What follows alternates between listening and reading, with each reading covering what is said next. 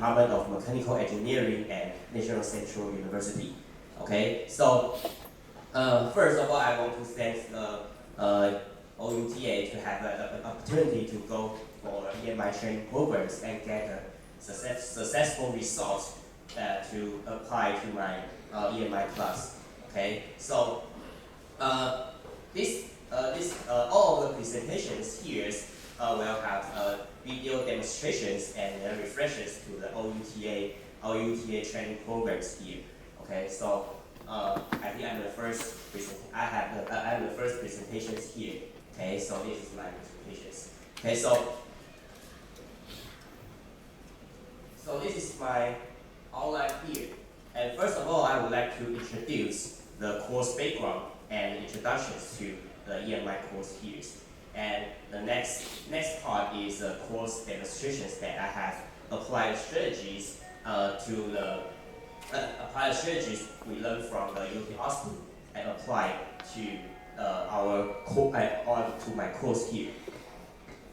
And I have some video record, and I also have feedback from the audience.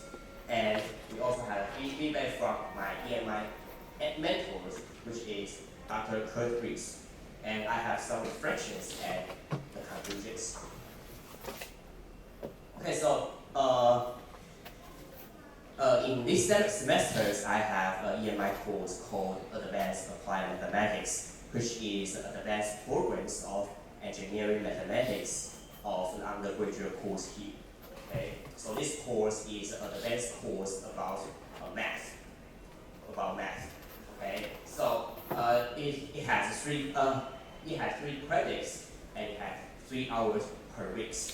Okay, and today's topic is about introduction to system of first order ODE. Okay, so it is advanced to the ODE into a system of ODE here. Okay, so in this course, it is a small course, and we have 6 graduate students and 2 PhD students. Okay, and the English proficiency is about B1 or higher. Okay, and in this class, I have 2 activities. The first activity is like I use Kahoot, and the second activity I will use group competitions to let them gain another extra points in their grades. Okay. So the curriculum goals is to have a preliminary insight or concept to a system of ODE. It's just like the introductions. We were going to how can we solve the first order ODE or another strategy that can solve the first order ODE. In this course, I would like to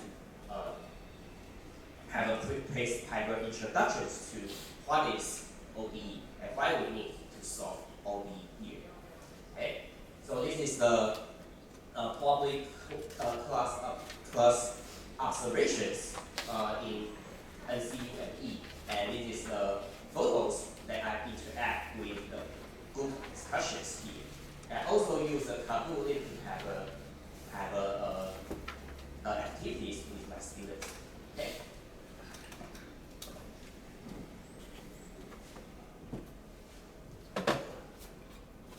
Okay. So the video record is based on I will demonstrate. I use Kahoot to interact with my students. Okay. So the aim of the activity is to introduce the terminology associated with the ordinary differential equations here. Okay, so before we have these activities, all of terminology will be obtained from their undergraduate course. So all of the terminologies is familiar with my students. The aim of this activity is that I want to ensure that my students know about those terminologies. So I will check if my students understand all of the terminology used in the ordinary differential equations. And the winners will have an extra point. Okay? And this is the personal competitions. Okay? So I will show my videos and they have some discussions or reflections of rest of the audience about the terminology that will be used in OE and OE systems. Okay, so the next thing is the terminologies of OEE. So here I introduce the sections or the terminologies of OEE. Okay. Okay. So the next thing is what is the terminologies that I will use commonly in OEE and OE system. Okay. So before we proceed to introduce all of the terminology here, I want to do some preliminary tests for you. Okay? So I want to try to know the terminologies of OD, because some of you have learned about ODE. All of you learned about ODEs in undergraduate school, right? You have engineering, mathematics, and you will learn the ODE, how to solve the ODE here. Okay, so there are some terminology you need to know. Okay, so before I go through the details of all the explanations of terminology, I want you to take a small exam and make sure you understand all the terminology here. Okay, so let's have some games. Okay. So this is a Kahoot. I want my students to join Kahoot to have an exam, small like quizzes, before we talk about the terminologies of the OD here. Okay, so please take out your phone and scan this QR code and enter the PIN code. Okay, please scan the QR code and enter the PIN code. Then choose or enter your nickname, or you can use the student ID. Yeah. Okay. So let's have small quizzes or like competitions. Okay, to make sure to let me know what you have learned from undergraduate school. So if you understand all of the terminology that were used in OD system or OD bank. And so here we have some technical issues, so we will move forward to in this. Okay. So let's get started. So there are some problems related to the definitions of all the terminologies on the screen. So you need to choose the right answers to the problems. So the questions is what is the terminology that you will use? Just choose the right answer on your screen. So they will choose the correct definitions of the questions. Okay, 10 seconds. Answer the questions. Okay. So you need to move on. Okay, you need to move faster to get the right answer. Okay. So this is what we want to. I want to ask what is the order of an ODE, right? So this is the highest derivative of independent variables appears in the equations. Okay. So let's move on to the problem number 2. Please, quickly. Okay. Sorry for that. Okay, let's try again. So come on. What is the linear ODE? What is definitions of linear ODE? Exact definitions, okay, of the terminologies associated with the system ODE here. Okay. Okay.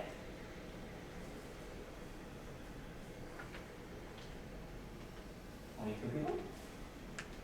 Okay, next questions. So I will move for that. So all of the problems are associated with the terminology or the terms that related to the system of ODE here. Okay, so Okay. We have 5 more quizzes. Okay, so I will skip all of the quizzes. So this is the first activities of this class. Okay, so I have a warm-up activities to let my students to know about terminology, and have a quiz to let them warm up. Okay, to let their brains active. Okay. So after the topic course observations, I got some feedback from the audience. Okay, the audience said I have something good and something I need to improve. Okay, so for they said I have a clear demonstrations of the course content. For example, what is ODE and how can we use ODE to solve the physical problems in the real world. And I would like, and they say I will appropriately use example in real world to interpret the idea of ODE. And I have appropriate stop and pause, okay, to ask my student is there any problems or if any questions to me or another, okay. And also I have a good interactions with students during the group discussions, okay. And I always encourage my students to answer the question here. But I still have something back. So as you can see, the clock time between the problems in the Kahoot is too short. Okay, too short to make the students think. Okay, and the other bad thing is that they suggest me try to embrace the silence since the student need time to think. Okay, if I found my students silence, I feel embarrassed here. Okay, and the last thing I need to improve is that we need more focus on student reactions. Okay. I also send videos to my mentor in UT Austin, which is Dr. Kurt Rees. They also give me some suggestions and something to improve. Okay, so the first thing is he said he can understand what I'm talking in that course. So I have a clear demonstration of course content. Okay, and have the same thing as the suggestions from the audience. Okay, and he said I always ask any questions to students. He said it is good to students' understanding. Okay, so and something he said I need to improve is that I have some stress keyword need to improve and syllables and verb tense. Okay, and I think the most important thing is the mathematical formulations. How can I pronounce the mathematical formulations in English? Okay. So this is I think this is my reflections and the conclusion. So the demo teachers reflect my approach to disciplinary knowledge constructions by emphasizing the integrations of theoretical concept with practical application, honesty, critical thinking, and encouraging active student participations. Okay, so use the strategy we learned from EMI training programs and help students engage more during the class. Okay, so finally, the group competitions not only brings more fun in such a complicated course, but also gives student focus to the course. Okay, so here is my presentation. Thank you for your participation, and we have Q&A session here. Thank you. So any questions or comments to today's presentations here? No? Yeah, please.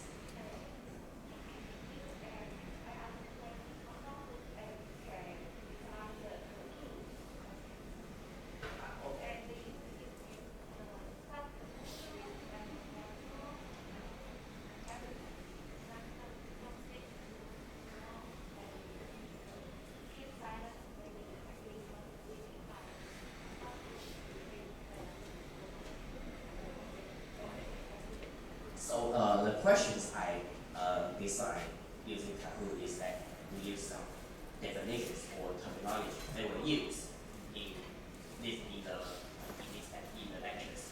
For example, so in the competitions, I would like to have some definitions about the system of first ODE. So all of the terminology we will get the information from the first order ODE here. Okay, so this is just the definitions and the terminologies, not exactly the math. Okay, I just want to ensure my student can understand all of the terminology they will use in the content. Okay, so this is just a brief. It's just not we will not use any papers or mathematics to get a solution or get the answers after. Okay, so the only difficulty is that the clock between problems and problems is too short, and because some of the students cannot read all of the vocabulary and they need to answer the question. Okay, so sometimes they cannot get the right answers. Okay, but to my experience, I would like to say so.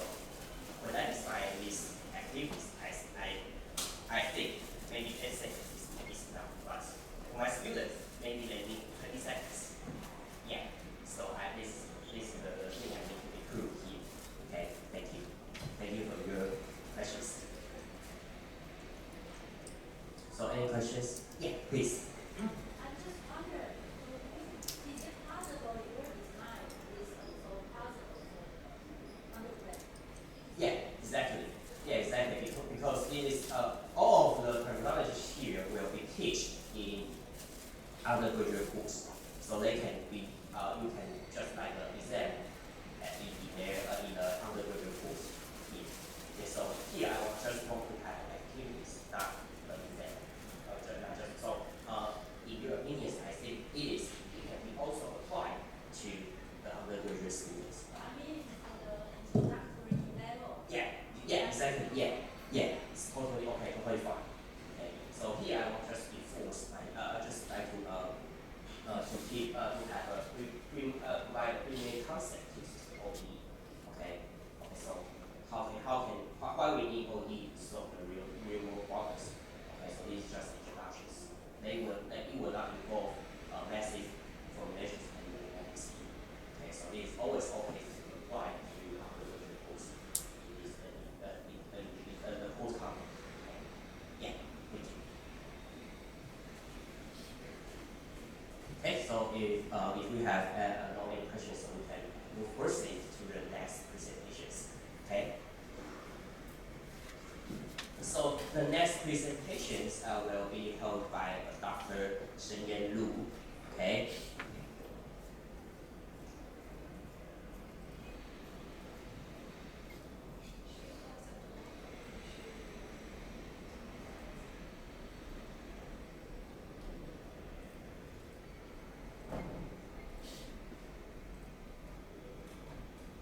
Okay, so please welcome Dr. Cheng Lu's presentation.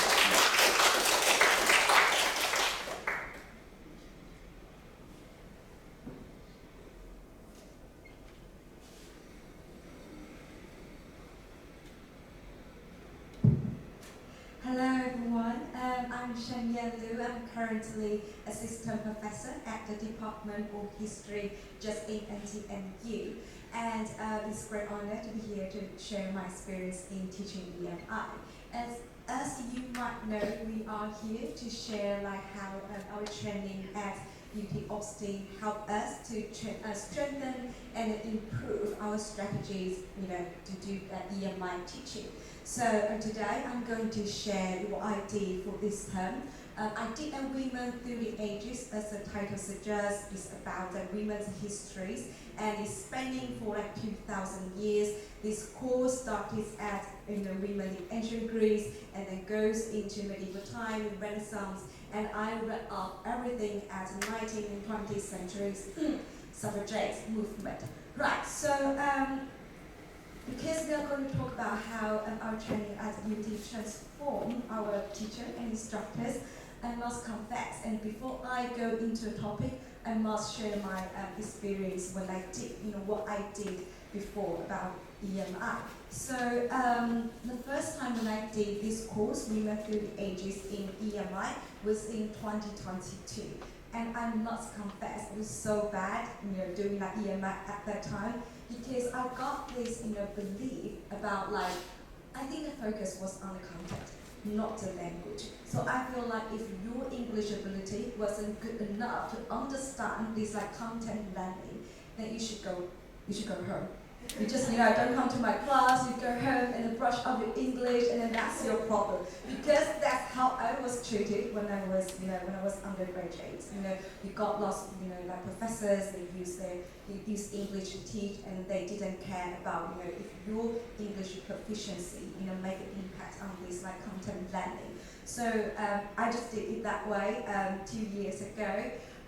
For example, every week I gave them a signed reading, ranging from 30 pages to 40 pages English, and I let them do the discussion on their own without any further, instructions, because I just expected them to do the discussion just like native speakers, and I expected them to do it, perfectly, I expect them to do it just, to let the conversation flow.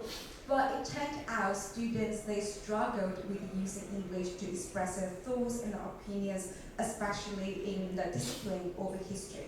Because history is something you have to use this kind of critical thinking, it concerns how precise you use the language and how accurate you use the words to express your thoughts and your opinions. So I feel so bad and so sorry for my students 2 years ago. So I feel like this training at Austin really helped me to strengthen my teaching at EMI. And if you want me to stress one thing about what I learned at UT Austin, I acknowledge that actually EMI is a language course to some extent. But of course, we all want to focus on content. But in reality, EMI to some extent is a language course. So for L2 students, they need more instructions than what we did in our mother tongue. So I think that one of the biggest change I made for this term's EMI is instructions. I gave them more clear instructions in the course. So just give you some baseline information. My class, Women Through the Ages, is a 3-hour class, and it takes 16 weeks to finish the whole module. I've got 15 students enrolled in my class, 7 are postgraduates and 8 are undergraduates. And I did a bit baseline information at the first class, so their English proficiency is somewhat between B1 and B2 level. So I feel most of them, they are quite motivated. Some came to my course and say, Lou, I wish to take IELTS and TOEFL this term, so I came to your course and to brush off my speaking skills, something like that. Right, so the content, how I do this is it's a 3-hour, students, they tend to fall asleep. And so what I do is I split my course into 3 parts. In the first part, I will do the lecture, mainly giving them the basic information about weekly topic. For example, last week we talked about a new women movement in 19th century. So I spent the first hour, talking about, how the origins of this new woman movement, about these female writers in 19th and 20th centuries. It's about the basic historical backgrounds and this literature and second literature review, something like that. And the second part of my module is to do the discussion. I actually assign them assigned reading every week. Again, it's about not 30 pages, but somewhat between 20 to 40 pages. So I have to read it every week. So all of them, they are from journal articles. So you all know journal articles, they were written by scholars for all this criticism and critical thinking. I just wish they could learn things not only from my lecture, but also from this scholarly writing. So we would do the discussion in the second part. And at the third part, I will ask the student to do little bit of presentations based on their discussion. Actually, I gave them the questions based on the signed reading. and then they have to do discussion, answering the questions, and then do the little bit of presentation. So I gave them like guided questions here. So just give you some example about how I did it in the lecture part. So just like I mentioned, I feel like instructions, clear instructions is very important in my teaching. So that's how I did at the beginning of every week. For example, in the week of marriage, property, and family, it's about legal stuff. Everything related to law is quite complicated and difficult. So I would just tell them quite clearly.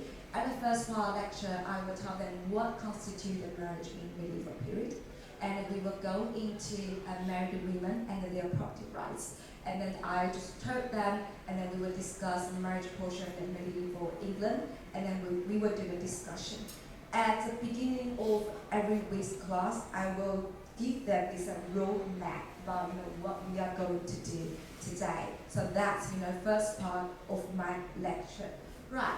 And after the lecture, I will let them to do the discussion based on the articles. So for example, that's the questions that I gave them in the week of marriage, property, and the women's property rights. So the first question I gave them is, please elaborate this article, this chapter, what this chapter tells you, what is the author's argument. So I actually designed the questions in order of the pages, because in order for pages, students could know how the author, they crafted their argument, step by step, how the authors use historical evidence to build their arguments and their kind of like discourse on the social topic.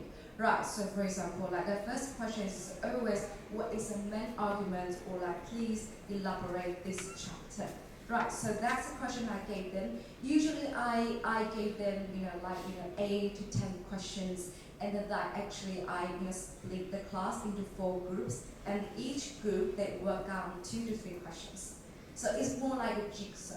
Because I tried it, I think at the beginning of this term, I just gave every group like 10 questions.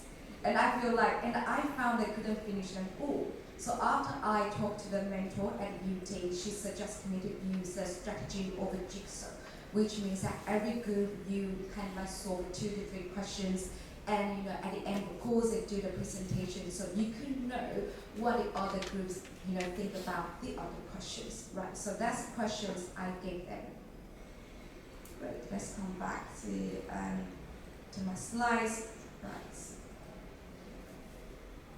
Please. So I do these like question designs and discussions every week. So I just show them the week in marriage and the property. And for example, that's in the week of ancient Greek women.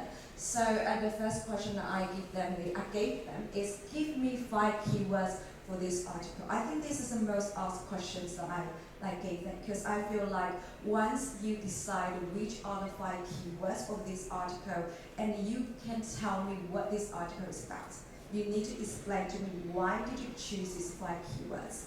Why do you feel that these 5 keywords is concerns most about this article? So that's how I design the questions for them. So it's just for example, and sometimes I would just ask them, what does this passage mean? Like on page, for example, like page 20, or like what this passage means. So you have to tell me what is your interpretation about this passage. And sometimes, most of the time, such kind of passage concerns the core argument about the article. Right, so I did my peer review observation on 24th October, and I got some reflections from my peer and from some experts in EMI. So their feedback was like there were some merits in my class. For example, students got high engagement and participation, because I gave them lots of activities during the classes, because it's like 3-hour lecture. And after 20 minutes of lecture, students they would kind of zone off or think about what I'm going to have at dinner. That's why I put lots of small activities, 5 to 10 minutes. For example, in a week of marriage and property, I gave them the list of the legal terms. It's kind of like glossaries, and I asked them, use 10 minutes to look up the definition of these words because they are quite important, and it's essential for them to understand the weekly topic. And sometimes it's about like 3, 2, 1. For example, at the beginning of a class, I will ask them to tell me 3 things you have learned from last week's lecture, and 2 things you don't know, and 1 thing you want to know. So it was a strategy suggested by my mentor at UT Austin, and I feel like it is a great strategy to get students and change their mindset from Taiwanese or Chinese into English, because they are not native. They need some activities to help them to get into this English context. Right, and also guided questions. I got some feedback that they say guided questions are great, so students won't feel like disoriented. Right, and also I have some weaknesses. For example, some here kind of like reflecting I spoke too fast.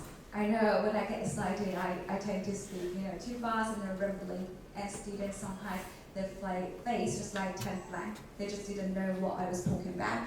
So I really need to slow down a bit, and also because I do this like jigsaw and this kind of like every group that you work on 2 to 3 questions, and it turned out that when other groups were presenting, the other groups were like zoning out again. They feel like it's not my business. I have done my job and I don't want to interact with you anymore.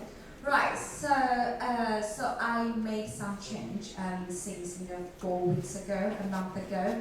I changed the guided reading to 2 main questions. Usually they are, what is the main argument about this article, and how did the author craft their argument? And I will ask 2 groups to do the presentation, and the other 2 groups giving feedback. So by doing this, I could increase the interactions between different groups. And also I use AI, just like Dr. Fan just mentioned in opening speech about AI is quite important. Before my lecture, I will type in some important sentence in the sight reading at Sensei, so they could go up to the website and listen to how native speaker pronouncing these words, and I feel like that's really important for them. And also I'm doing a strategy about, because history is about how precise and how accurate you use language, how you build up and develop this higher order thinking skill. But sometimes students will feel like so hard to express their thoughts in English. So I just gave them the permission that if you feel it's so hard, so difficult, you can switch to Taiwanese and Chinese. Yeah, and I would love to see at which point they will switch to Taiwanese, because that must be something concerns deeply about this kind of critical thinking. But it turned out every student kind of like sticks to English only policy, because I feel like for them they will feel a bit like they don't want to show the weaker side of them. And also we have students from France. So if you are in a partner with a student from France, a French student, you could then switch to Taiwanese or Chinese. So far I couldn't find at which point they switched to Taiwanese and Chinese. So hopefully next time I could find something more or something new about students. And that's all. I think my time's up. I can tell people are telling me to shut up. So thank you very much for listening. Yeah.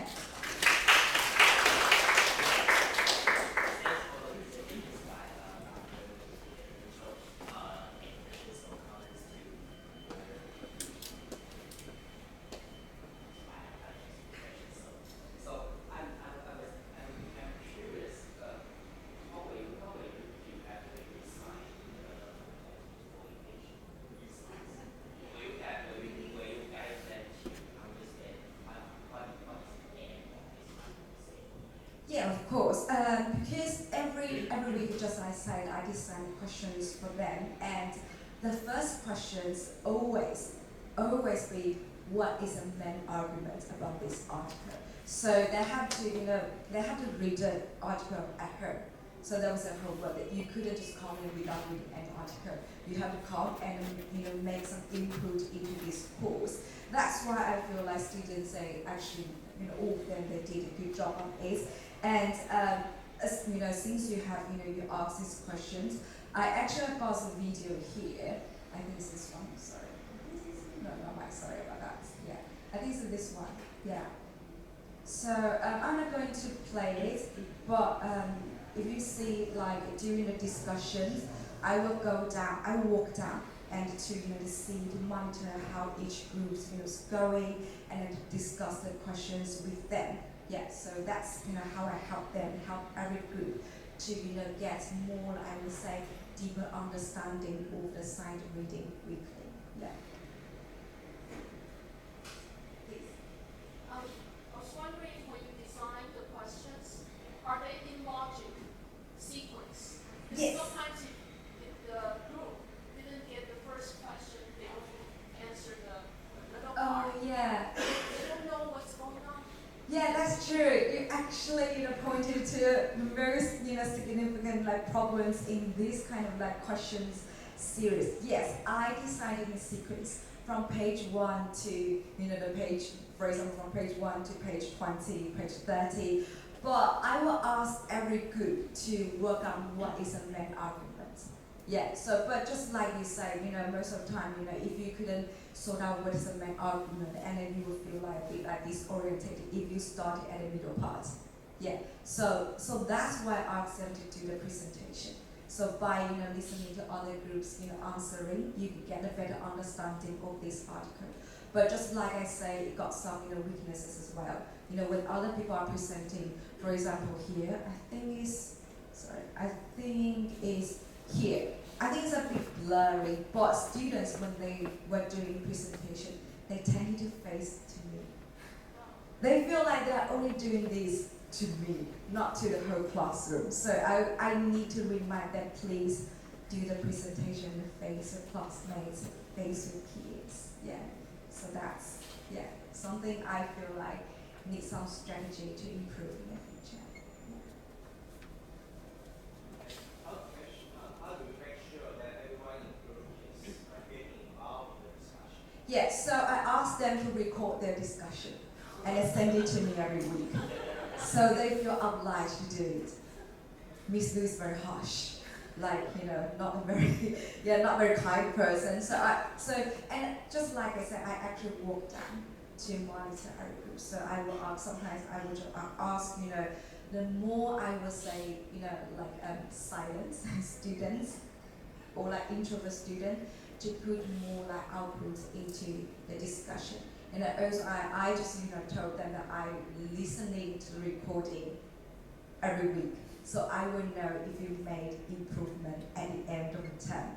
And truth to be told, I feel like most of them, they actually made a big progress at this stage, because I feel like at the beginning some they struggle with using to form constructive sentence in English, but now I feel like they spoke too fast in English, because they are doing this practice every week. But yeah, I think that's a very good question, because sometimes people tend to kind of be lazy, and if they feel like they are a very good speaker in our group, I would just be silent and I can skip this obligation to talk.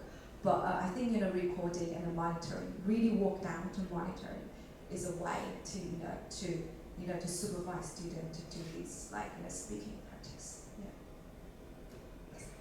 Yeah. Yeah.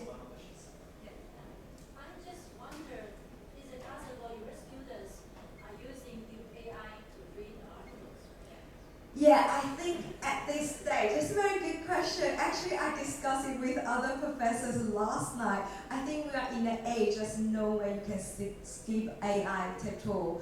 So I feel like it's alright if you use AI to translate article, or if you use ChatGPT and AI to help you to get a better understanding of the article. Because sometimes You know, like how native speakers write. Sometimes it writes in a very, I would say, post-modernism. You will feel like a nonsense total. So you feel like AI to, you need AI to help you. But the things like what I observe in EMI class is because they have to do discussion, they have to make outputs every week.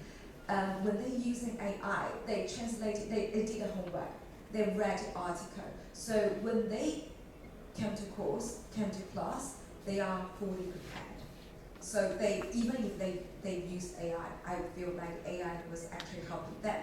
But things is different at my another class, which is conducted in Chinese. Yeah, that was for undergraduate. So I gave them English reading material as well, but everything was conducted in Chinese. I speak in Chinese. So like often I pick up some students answering what does this passage mean. They would take up their phone, take a picture, and do the translations right away. And I feel like that's not right. You should have done it at home. So I feel like EMI actually, on this part, EMI actually did a greater job than the courses conducted in my own mother tongue. Yeah. So I feel like AI is fine as long as when you're doing discussion, you have already transform this kind of like AI helping into your own knowledge. Yeah.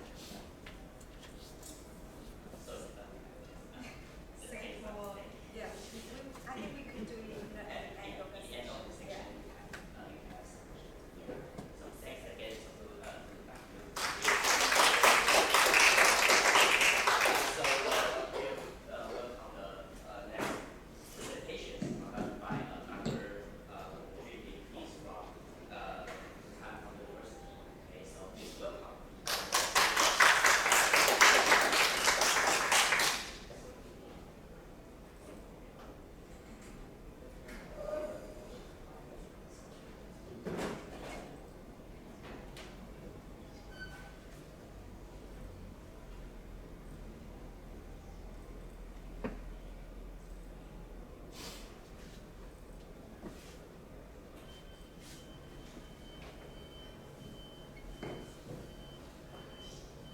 Good morning, everyone.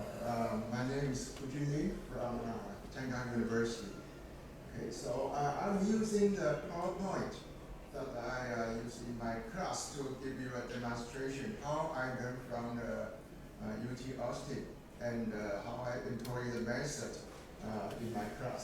So this is accounting PowerPoint I use in my class. My background is accounting in the business school. Right. So the first thing I learned from UT is how do we do the warm-up activities. Before the class, I require my students to do a self-introduction. Why? Because I'm already 55 years old, and my students, they are freshman students. They just graduated from high school, and actually, I don't really understand what they like, what they are thinking about, and of course, they don't understand me at all. So I introduce myself to them and want to know what they care about, right? So my class size is, I have two classes. My class size, one is 70 students, and then the second one is 100 students, so it's a big class. And how about the students that are from overseas? So this is an English talk program. All of my students, they are required to go overseas in the junior year. Right? So the English learning environment is what we want to create in the program.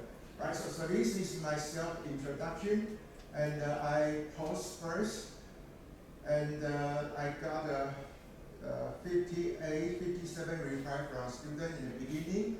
And those are the pictures. I think they are quite generous to show the picture, what they are, who they are to us. And I really learned something from them. So I use some topic, for example, I will show them later. I found the new generations, they are deeply influenced by the Korean pop music, K-pop, which I don't understand at all. Right? They have no money to buy textbook. But they have money, 500 US, $1,000 US to buy the ticket, one concert ticket from K-pop. I don't really understand, but those are the pictures from them. All right. So after the warm up before the class, this is the warm up before the current class. I give them the chapter review. Okay. Before the class, I give them the review first. Then this is what I do.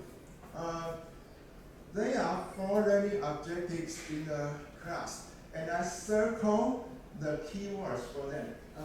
In my accounting class, students, they don't really understand those keywords. Those are not general English. Those are not general English. So once they don't know those English, when I teach them, I speak those words, they have no idea. Once they don't have any idea, they get lost in the rest of the 40-50 minutes in the class. So I ask them to use like English to be familiar with the pronunciation of those words. Like this one, accruals. So I don't think how many of you understand the meaning of that, right? No mention the student, they are only 18, 20 years or 18 years old, freshman students. So it's quite important, because if they don't learn this in the first 5 minutes in the class, they get lost in the rest of the time of the class. So I require them to be familiar with those special English terms in accounting. This is not English language course, this is accounting. They know professional knowledge better than the English. Right, so 4 learning objectives, keywords in the beginning, and those are the feedbacks from my student. This is midterm feedback. See, I use my experience, give them resource, and this is a special teaching method I learned from UT, has really good results, and that is approach that implement are very useful to students. So then help them to learn easily. This is the first feedback reaction from my student. Helpful for them as well as the homework. I will show you later. All right, so comes to the first learning objectives. Also, those are the content. And this is the Slido, okay, an app that can let students to express their opinions through the cell phone. The purpose of this is when you ask students, what's your opinion? Although there are 100 students, there is no response from students, but they are more willing to express their opinions through the app, through the cell phones. And in this way, they can, they give up their video games, their dramas in the cell phone, and instead they express their opinions. So I would like to take the control of their cell phones through those ways.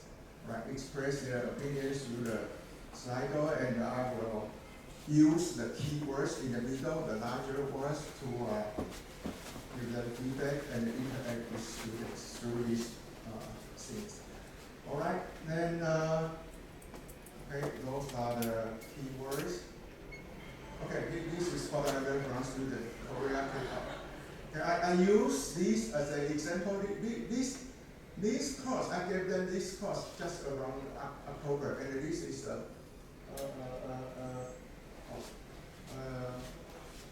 concert held in Lincoln Arena just about that time. And students, they are, when I show this poster, they are really fascinated about that.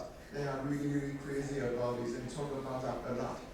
I never imagined if I can invite them to teach accounting, I think students can always can pass accounting. Anyways, right? And see the price is 210 and 180, and the student after they come the class end, they can approach me, say, that's a price if you are a member, and you need to pay membership fee every year. And I didn't ask how much is a membership fee, but I don't think it's not very cheap. So this is not a very reasonable price to me. But after you pay membership, then you can get this bargain price. Right? So I use this as an example in my class, so they are very interested in that, so they accept the knowledge through this way. And okay, so those are the feedbacks from the student. Okay. Oh, they said I use the small games in the class. This is a QR code. Maybe you can scan that. I don't know if that is working or not. You can scan that, and there is a multiple choice you can play with, which is related to the topics. And also, I can use this app to ask students to choose the right answer, and it's just about this concept. So they can check if they understand immediately. Right, so those are the feedback. All of the feedbacks, they are quite positive. And those are the feedback. The first time I got those positive feedback this semester after I came back from the UT right? And this is the feedback I apply to this concept. Use something in their real life and a simple case to illustrate, so that they are interested. Okay. Then one more app, one more question. All right. Oh, this one. Okay.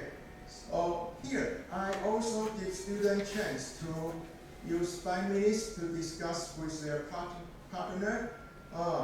And I give them 3 questions over here. And this is the time I can step down to the stage and involve to their discussion. And you know, this is a big class, so actually I cannot take care of every student. So I can just move around to see what they are doing and listen to them, okay, to see if they are sleeping or they are doing other things. But students, when I approach them, I think they are more willing to ask me questions if they don't understand this. They are more willing to give me some feedback, because if they are sitting in the back of the classroom, they have no connection with you. And I use this time to take a break and go around. So in the class before I went to UT, I think I give lecture almost 50 minutes in the whole class. After that, I think I give like at least two discussion time for the students, so I can have more rest during the class first. And I don't teach the full class. And I finally understand the art of, we say Chinese painting, there is an art called liu bai, leave something blank. That is really good in our teaching philosophy. All right. Okay. I ask students to do some jobs in the classroom, to try more, even if it's not right. And I encourage them to do something they have never done before. All right. And sometimes students, they don't understand the text and they don't understand the content. I ask them, encourage them to use ChatGPT to translate or to symbolize the text. For example, those are difficult to learn. Those English, professional English terms, if they are difficult to learn, I ask them to ask ChatGPT to translate that into simple elementary school level English, or translate that into Chinese directly. Okay, this is what I learned from UT also, AI tools, right? Like this, accrue revenue, accrue expense. Ask the ChatGPT if you cannot find your professor. All right. So after each learning objective, I will give them a small question. Also, I use a small game to check their progress. Okay, and this is the feedback. I give them questions to deepen their concept. And here, in the second learning objective, after the second learning objective, here, I give them homework to do, which is related to the learning objective.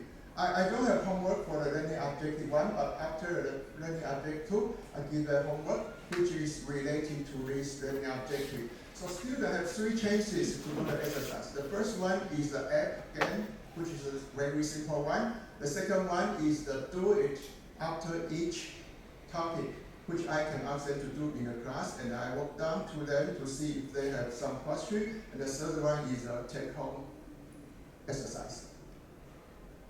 Okay, so homework is a similar question to do it. Students need to complete the homework in a week. So the midterm or final exam question will be similar to the homework. So students, they know what I'm going to give them in the midterm and the final exam. So they know what they are going to prepare, which is deeply connect what they learn from the class. If they attend the class, they get a point and they can prepare their big exams. So those are the things feedback from my student. This is the first time I see this. Student feel that there is a homework is a good thing. I never see this before. Really? Okay, and I give many homework for them to practice. Seems like a positive thing for student. I really don't understand before. Right? Okay, and but I spend a lot of time to communicate with students through the homework. Some professor suggest me to correct grading student homework through TA. Ask the TA to do that, but actually I do that by myself because only I can grade my student homework, then I can see what I did in the class and what students really or really don't understand. So see, I think until now I already gave students 30 to 40 homeworks from the beginning of the semester to now. And I see this class has 72 students. 20 of them miss the homework, 52 of them submit the homework, and I grade 72 of the homeworks. So those are the homeworks I graded, and those are their homeworks, and I give them comment. And of course their scores. If they didn't get 100 points, I give them comments over here. I type my comments so they know what's going on with their homework progress. Okay, so this is the feedback from midterm evaluation. So I think more than 90% of students agree the teaching method in the course have helped me learn so far. 98%. And so far the teachers teaching content in the course help me learn relevant knowledge. 98%. And I think the requirement for the class are reasonable, 97%. Right, this is the first class, and in the second class, there are 96 students, and the percentage that agree those things, they are almost 100 also, 98, 97, and 97. Okay, so that's what I get from the UTOST. And the problem from the class until now, and the first one is the teaching schedule is too tight. Encourage students to use office hour is my solution. Because some students, they always say, Professor, you are teaching too fast. You think we are too smart. I cannot follow you. Right? That's true. So I encourage those students, come on, to use my office hour to come, and I will teach you person by person, in person, all right, face to face. All right? But students, sometimes they are really shy. But recently, I found students are more willing to come to my office hour. In the beginning of the semester, there's no student. But now they are making appointments with me, and sometimes I don't have enough time to make an appointment because too many students. And class starts too early. 2 classes, they start from 8 to 10 in the morning. So I don't know how do I solve this problem. Okay, start too early. And students should give chance chances, that's the typo, chances to submit this in-class assignment because they didn't attend the class. So they did not have a chance to submit the in-class assignment. You know, I don't accept the like a sick leave, personal leave, slip from a student because there are 100 students. I ask them to do the in-class assignment and submit to the we call it iClass system, and then you get a point, right? If you don't submit before the end of the class, you have no point. So that's the way I encourage students to attend the class. But if you miss that, I don't give you any chance, any reason, even you say you are sick. But the compensation is I give them 30% for that grade. But I give them more than 40 assignments, in-class assignment and take-home assignments. So if you miss 1 or 2 or even 5, I don't think that's a problem. All right? So students ask me to give them a second chance. I say no, because you just miss. And they say there's a problem of the system, cloud system. I say, trust me. Okay. System always fail in the last minute. So upload as soon as you can. Always remember your professor's word. Thank you.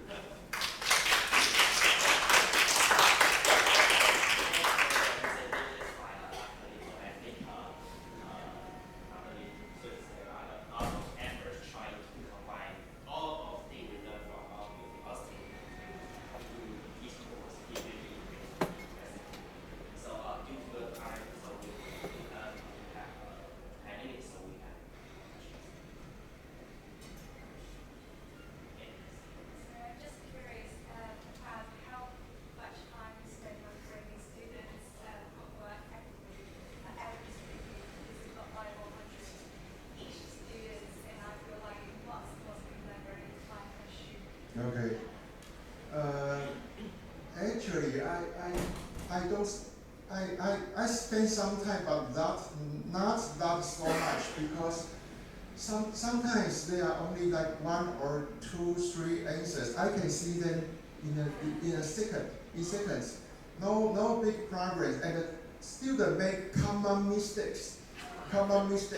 So I just prepare my comments in a Word.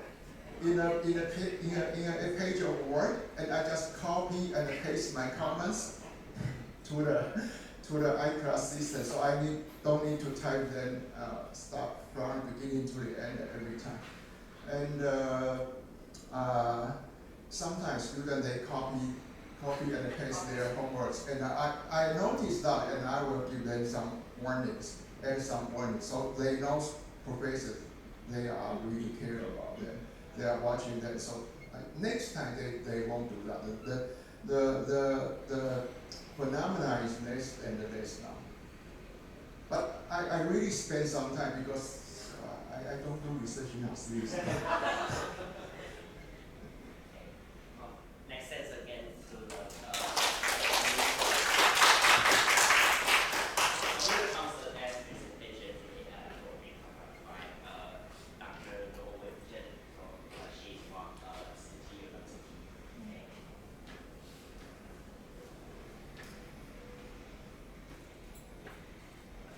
So now please welcome.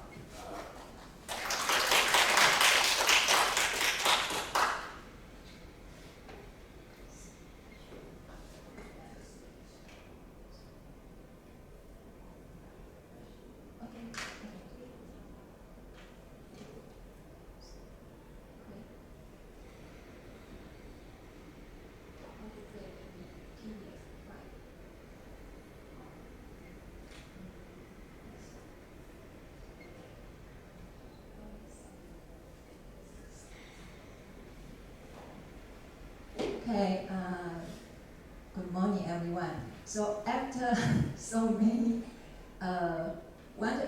professors, wonderful experience sharing, I'm kind of nervous. Yeah, but anyway, it's my turn to share my teaching demonstration experience to you on that day. So I'm Wing Jianluo from Tzu Chi University. So first, there's a background about my class. So the course is the analysis of financial reports. It's an elective course. So on that day, the topic is about the concepts of cash flow. So the total time is around 1 hour. So my students are all business management major. They are sophomore. Most of them are sophomores and some are juniors. They are from countries like Indonesia, Thailand, and Ukraine.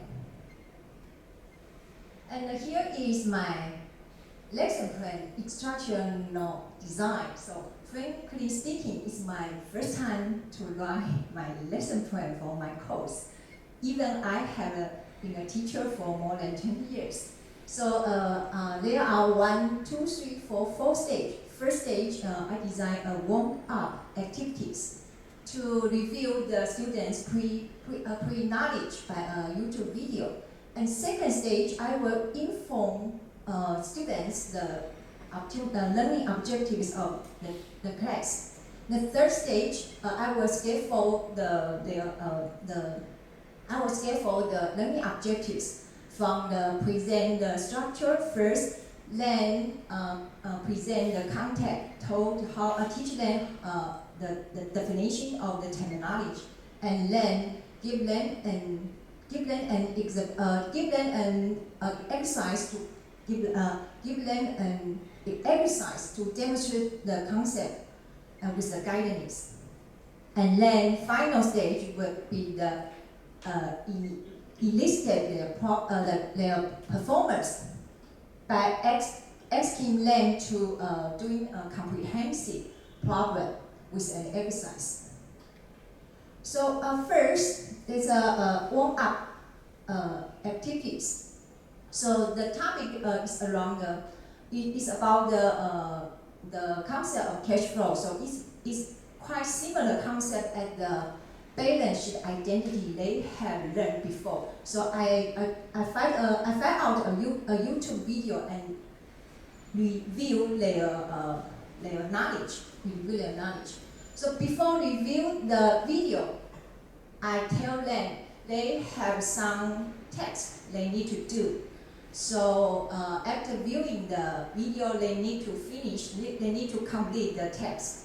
Actually, the text is some question related the key points from the YouTube video, and there's the key concepts with the cash flow identity. So I show them some problems and ask them to keep them concentration on the YouTube video.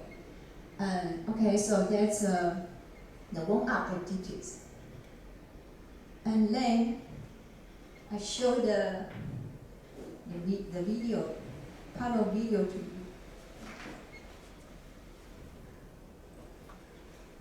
So let me see.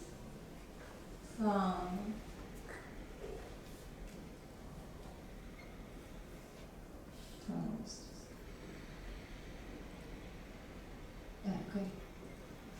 Please make sure you could take so I asked them to concentrate on the text. So even I asked them to read that, it's like a silly to the students, but there's a way to ask students to concentrate on the problem, okay? Second one. They read and they feel like a silly or something. But after that, they will concentrate on the key points of the video.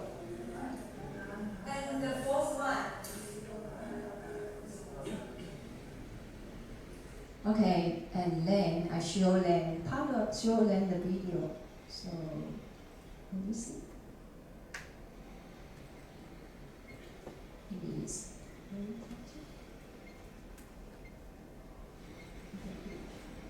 So now they watch the video.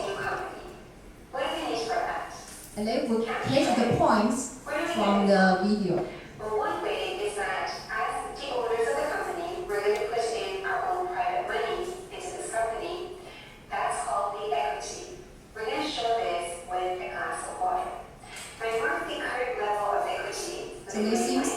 something.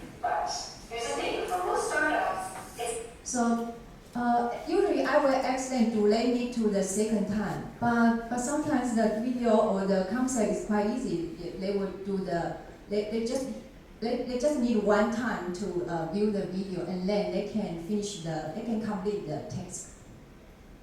And then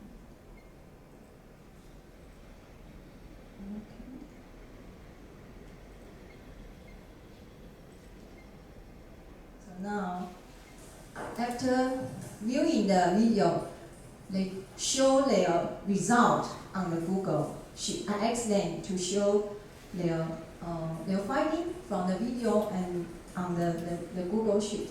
So all of us can see others students' response. So go back here.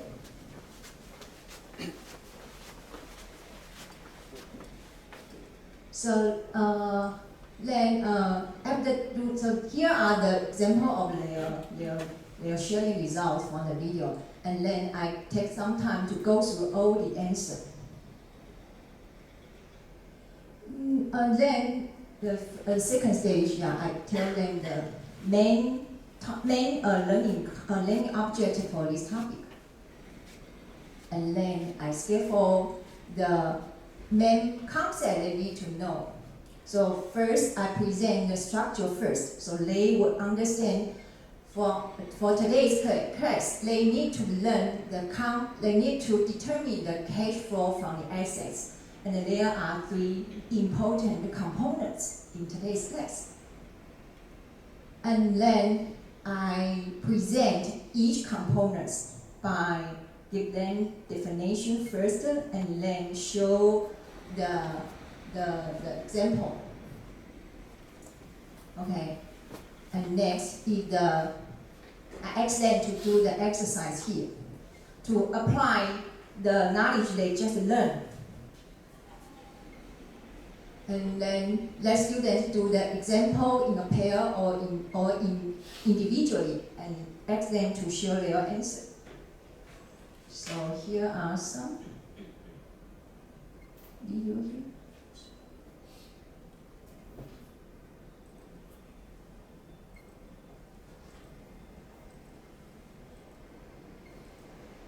Okay.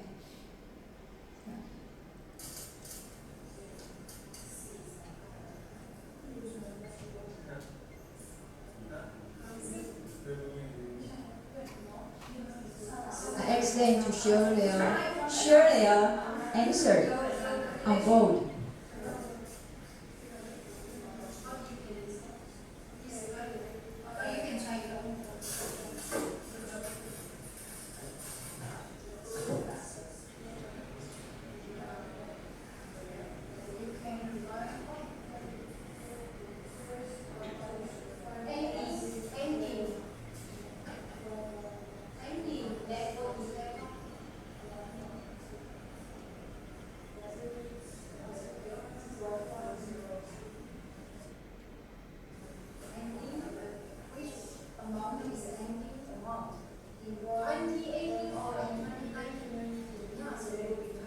Okay, because the time is limited.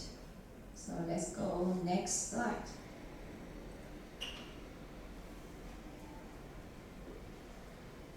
Then provide the guidance, demonstrate the concept by example, and then let students to do example. And next, the final stage, I ask students to do one more comprehensive problem as an exercise to assess students what they learned from today's class. So here is a similar problem, but now they need to apply all the knowledge they learned from today's class.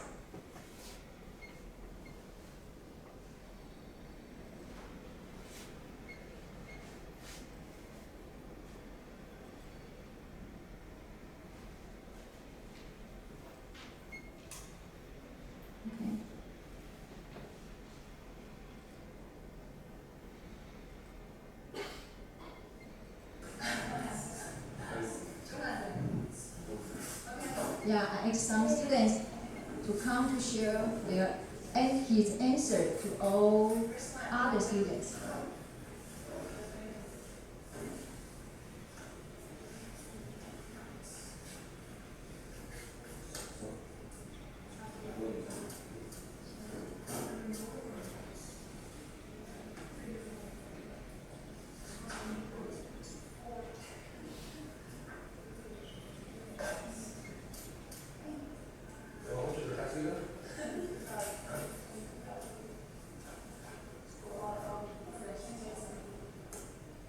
How about the second one? Want to show your second one answer? The amount of the capitals many? Actually, international students are more activities than the local students. Now, every time you ask them to show their answer, they would like to do that. But don't say what's up.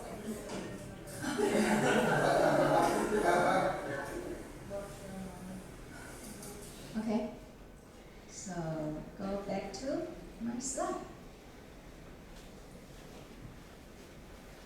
So from the reviewer of my classroom observation, I got some summary some conclusion from my class observation. So actually, they are very kind to me. So give me most positive opinions. Like I give the students clear and very structured slide, and I have a good interaction with students with eye contact or ask question to the students usually. Okay, and then next one. And then here are some strengths. So, for example, large content arrangement, and it gives students involved in working on examples. Everyone seems involved and everyone seems enjoying that. And review the concept at the end of the class. So here are some suggestions from the reviewer. So first one, I need to enlarge my table from of the slide, because too many information for students. It's hard to identify the numbers there. And second one, when I doing the comprehension problem, I could put students in group to make them working together, or ask them to show their answer in the Google Sheet. So that's a suggestion from the reviewer. And here are my reflection. So before I went to attend the EMI training program at UT Austin, my teaching way is in a more traditional way.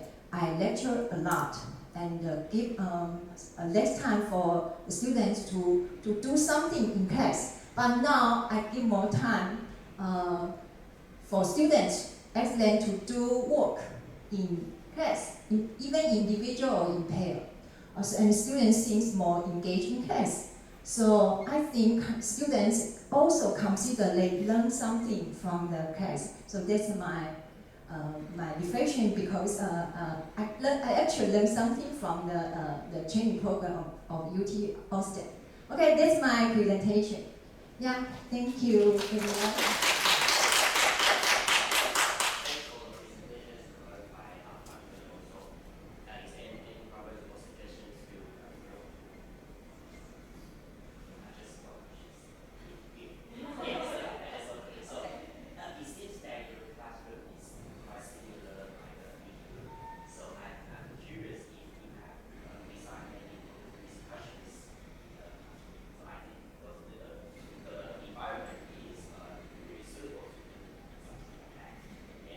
Yeah, thank you.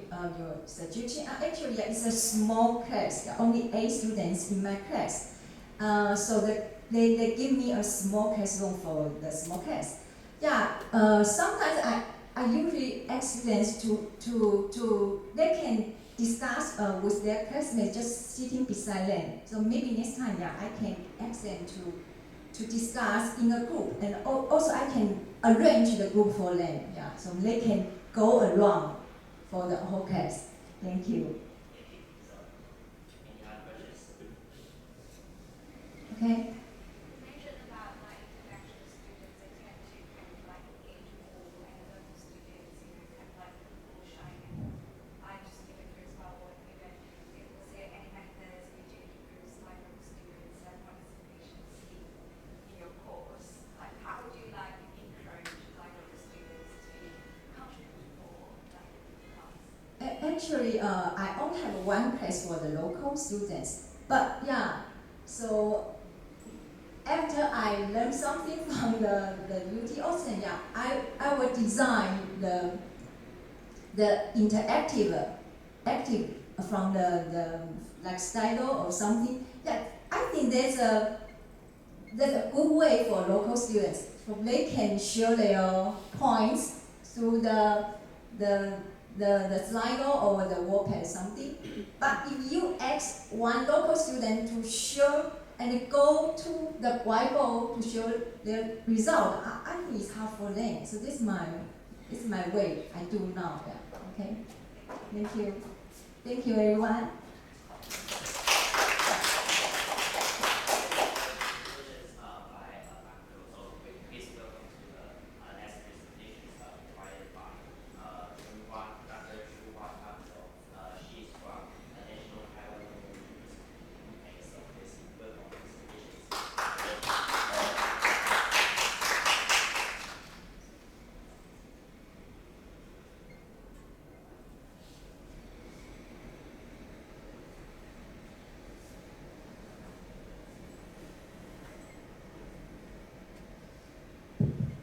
Hi everyone, my name is Tang Suhua, Suhua Tang. Okay, I'm from NTNU.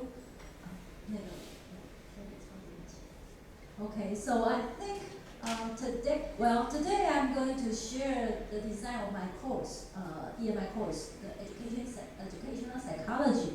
But originally that was my outline. But I think maybe after introducing my course background, I might switch the course demo up front earlier, so you can see the layout of my general way to conduct my course.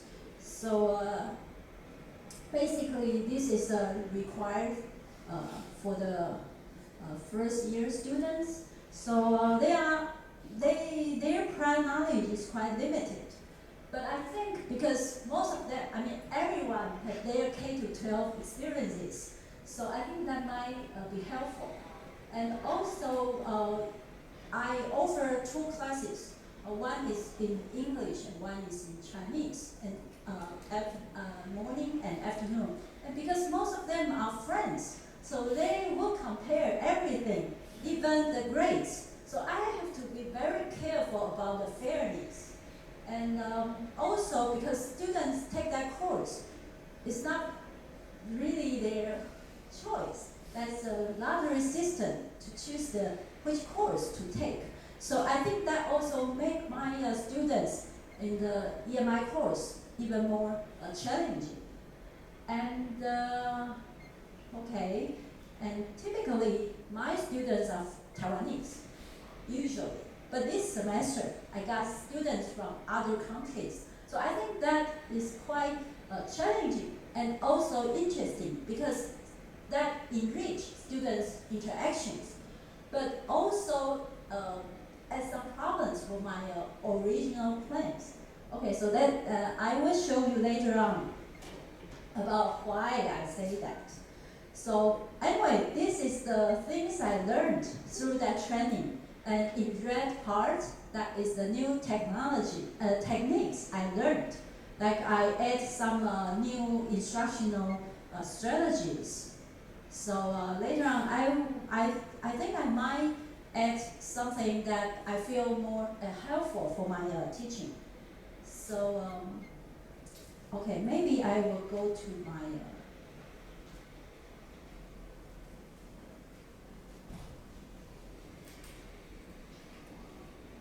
demo first. And I try to shorten it into within 5 minutes. Okay, this time, people think that if you learn something, that means your insight has been changed, right? But it is 10. people think that if you change, because you don't know, really know about their kids. So instead of asking that, you might only look at something that you can observe, something that you can measure. So that's the big differences.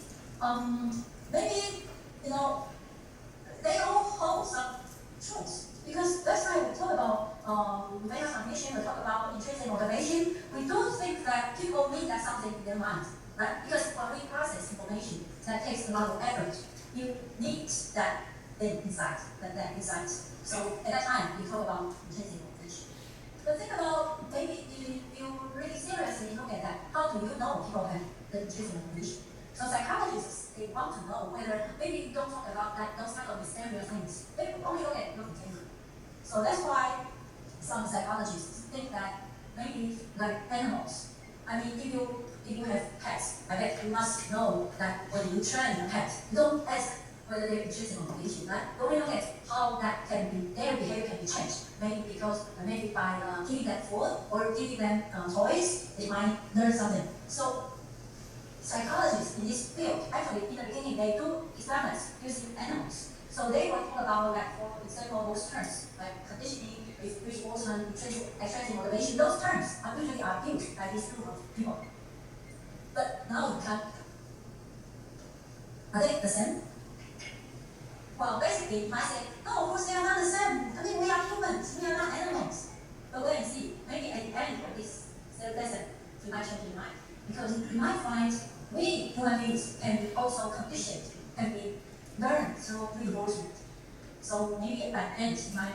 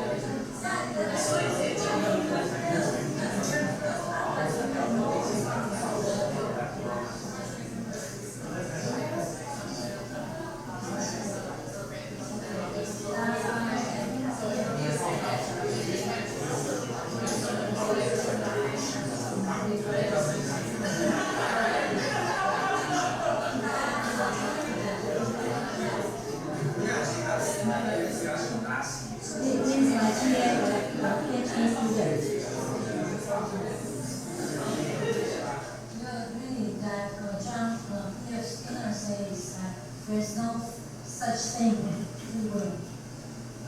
Actually, in this famous book called Beyond Freedom and Dignity, he says that don't talk about those. Those just illusions. Free will, just illusions. He thinks that freedom is something that actually you can control. And actually, in his famous book, one of the two, he's a good writer.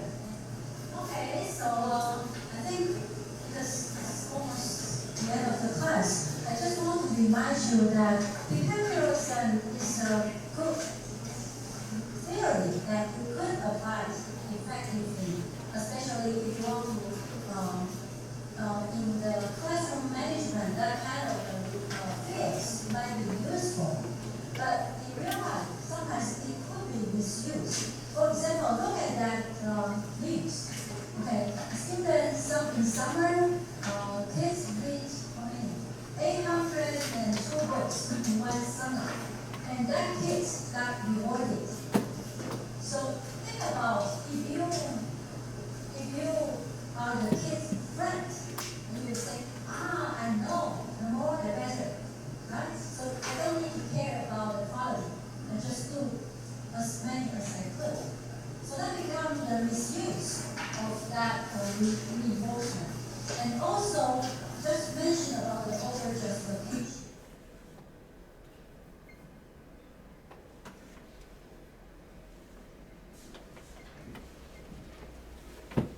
Okay, so Usually that is about 39, 40 student size. So and the classroom is quite crowded. So really hard to make them move around and interact. Okay, so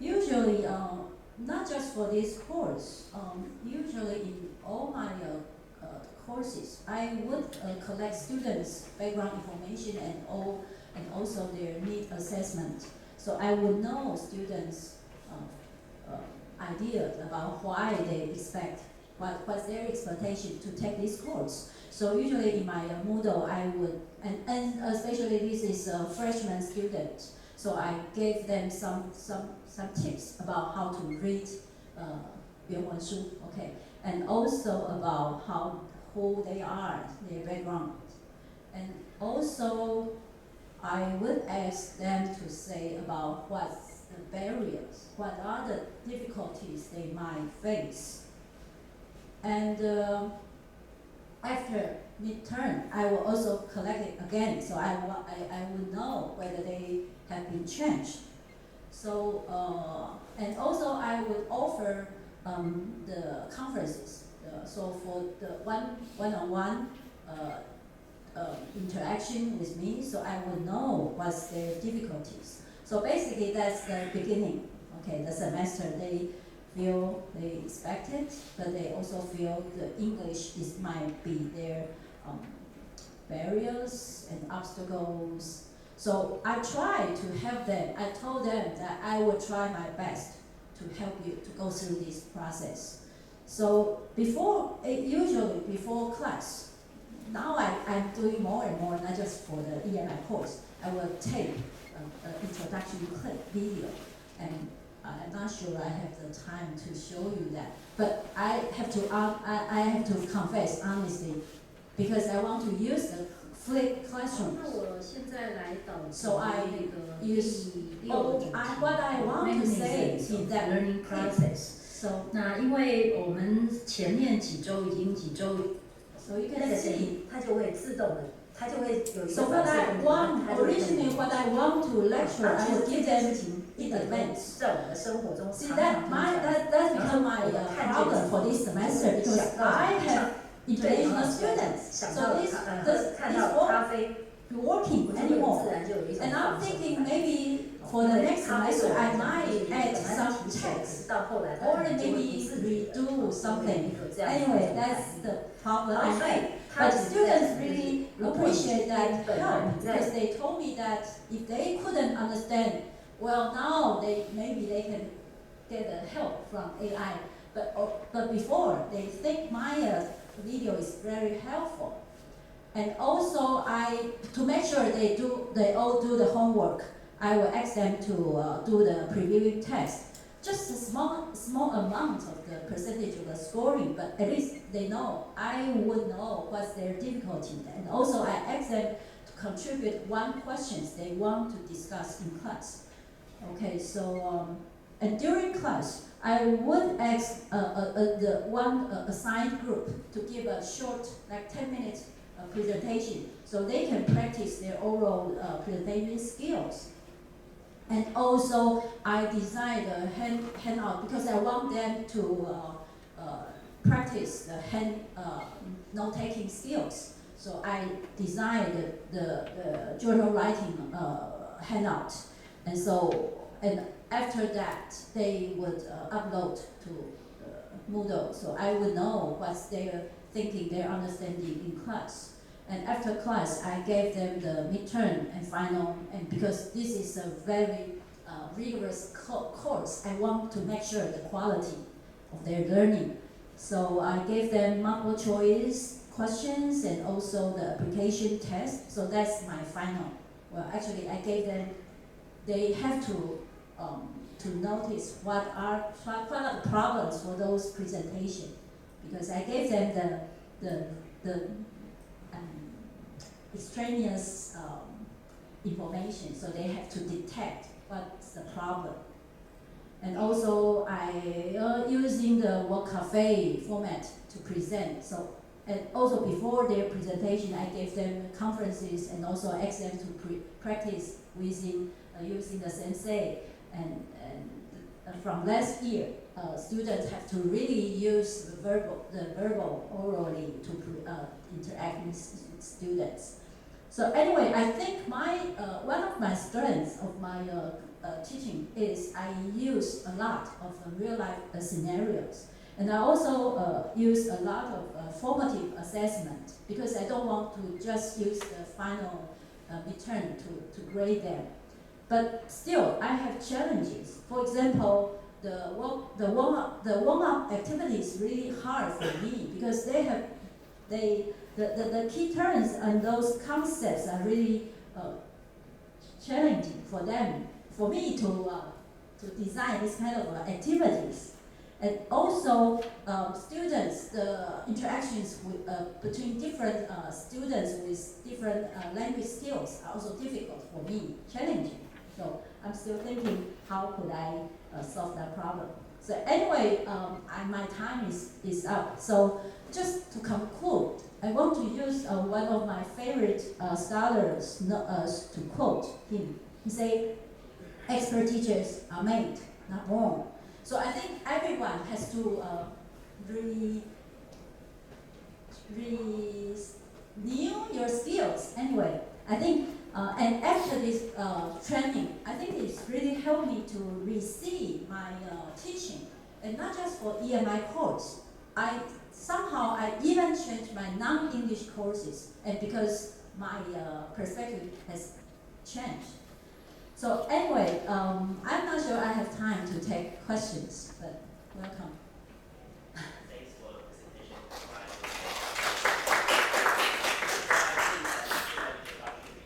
Really helpful to take care of the needs of students, and I think it will make students more willing to bring a test in English. Thank you. But due to the time limitation, so if you have any question, you can ask after the session.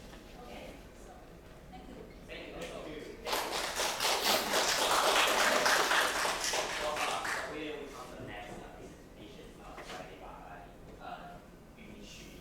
He's from Student Catholic University.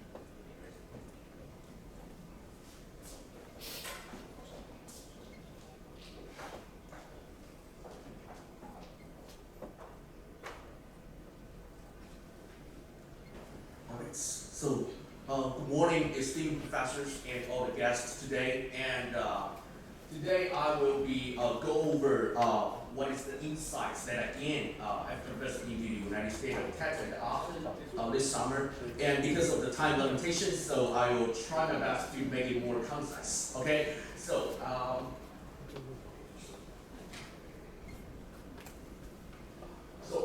First of all, I will make a brief introduction of my course. The course I teach is in management, okay, about the e-commerce. Okay, so what I teach, these courses is from our IMBA program, and the students are super diverse.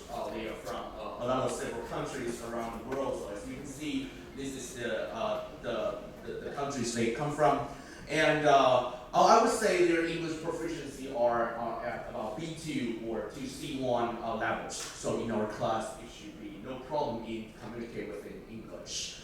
And those are three major portions that I gained after visiting the UT Austin this summer. Okay, so I will just go over real quick. Number one, this is, I would say, this is from knowledge transmission to critical engagement. So this is my EMI teaching journey. Okay, so those are three major parts. Number one, from teacher-centered to student-centered learning. Okay, so this is what we learn, we call scaffolding. Okay, so the scaffolding means I use some of the scaffold for the students to provide students a step-by-step. So finally, the students can present in the actively by themselves without any scaffold.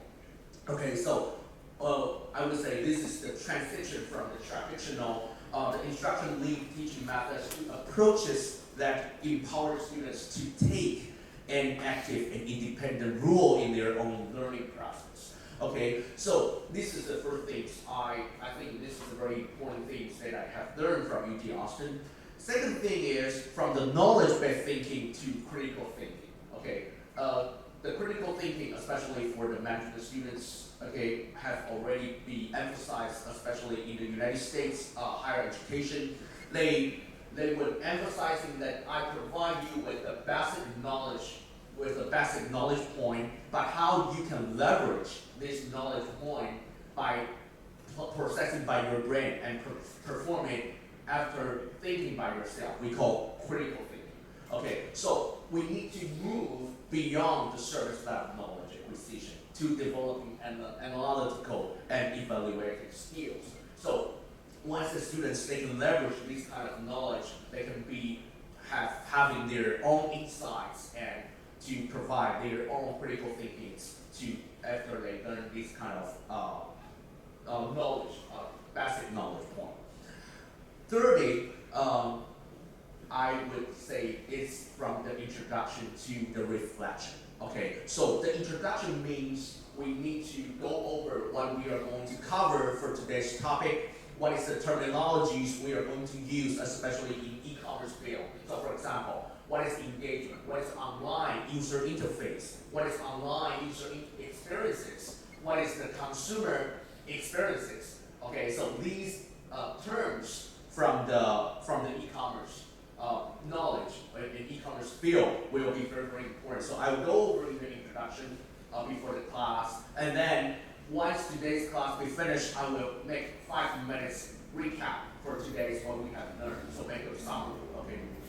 And so as we can see, from teacher-centered to student-centered, okay, the scaffolding means after providing some of the example, some of the key knowledge initially, and I'll provide an example to make the students get into the context. So, for example, I will ask students, have you ever been purchasing the products from social media?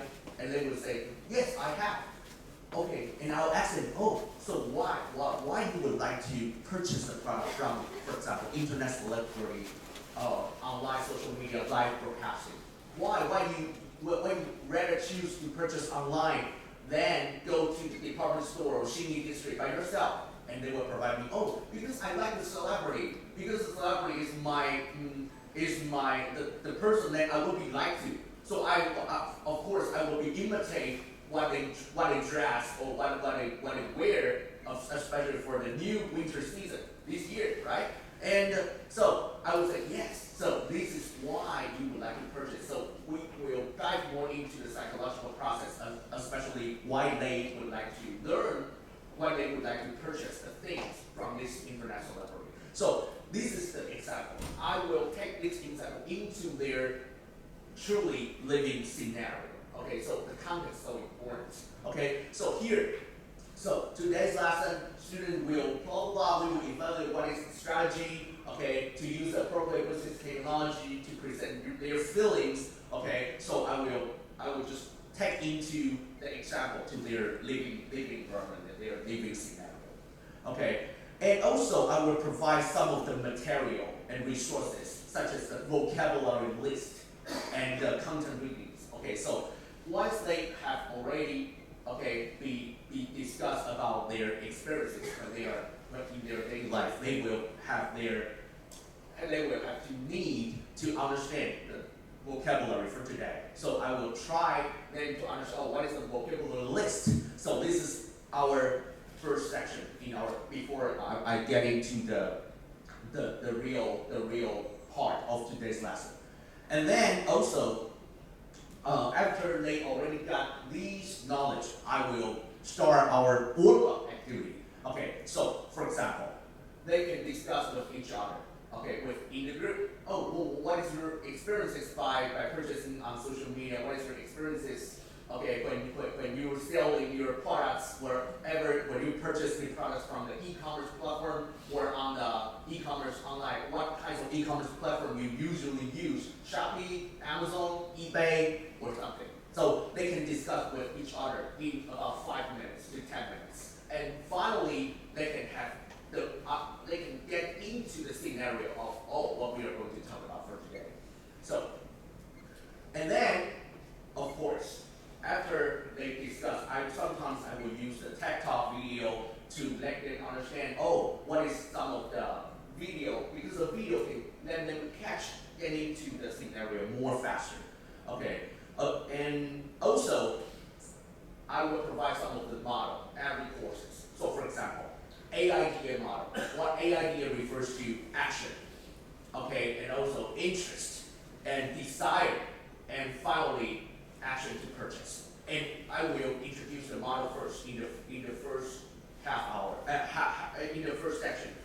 Because my course got 3 hours, so in the first one and a half hour, I will make introduction for the model from the literature, and then after the half of the 3 hours, I will let them to practice how you can use this model if you would like to create and start up your new business, your new e-commerce business. How you can leverage this model to start your new e-commerce business. Okay, so they can leverage these kind of model if they can just pretend they would like to start a new business in the future, and how you can leverage what we have learned for today. Okay, so this is what we call modeling. Modeling is very important, especially in our business.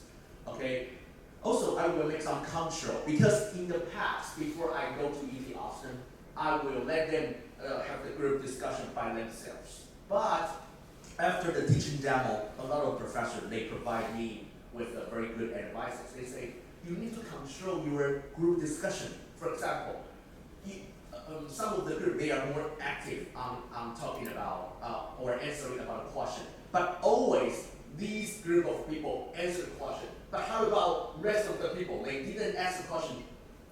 They never asked the question. So I will adjust and revise my methods. I will average to see, okay, so for example, you are afraid, you are nervous to answer the question. So I will just try my best to provide you with a scaffold. Hey, take it easy, don't be nervous. And could you please just provide me with what you think right now? And the students, they're like, okay, I will try to say something.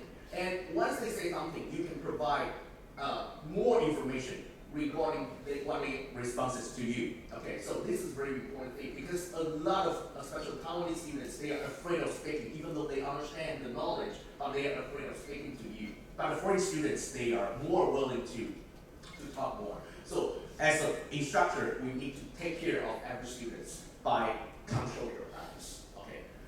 So finally, once you can make all the students equal, all the students, they have the confidence to present, to ask a question, to present what they're thinking, you can increase their autonomy. This is, I think, the most important part when we teach EMI. Okay, a lot of students, they do not have autonomy because they just listen to the lecture and then just keeping the notes. That's it. But what about autonomy? Autonomy means students, after they get these kind of insight, how they will actively to engage to you in your class. Because this is the most important thing. Because they need to, every human being would like to have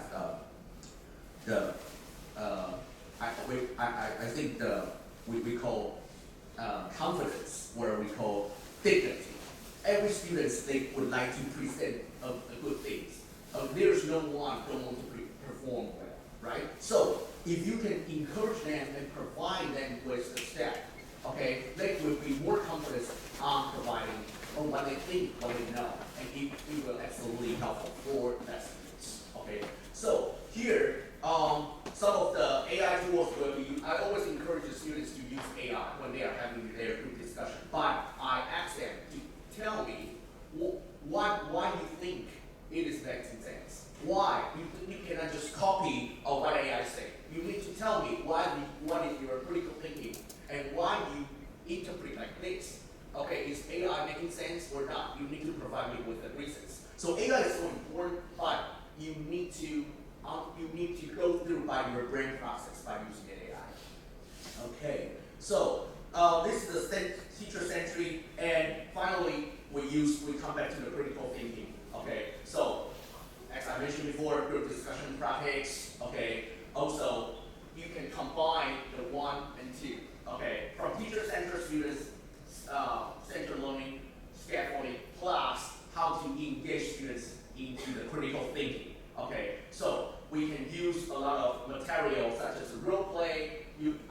I will design scenario. For example, if you are in the industry of fashion industry and you are going to start up your new business on e-commerce regarding the fashion industry, how you can do it. Okay, so setting the scenario for the students and then let the students role play into this scenario.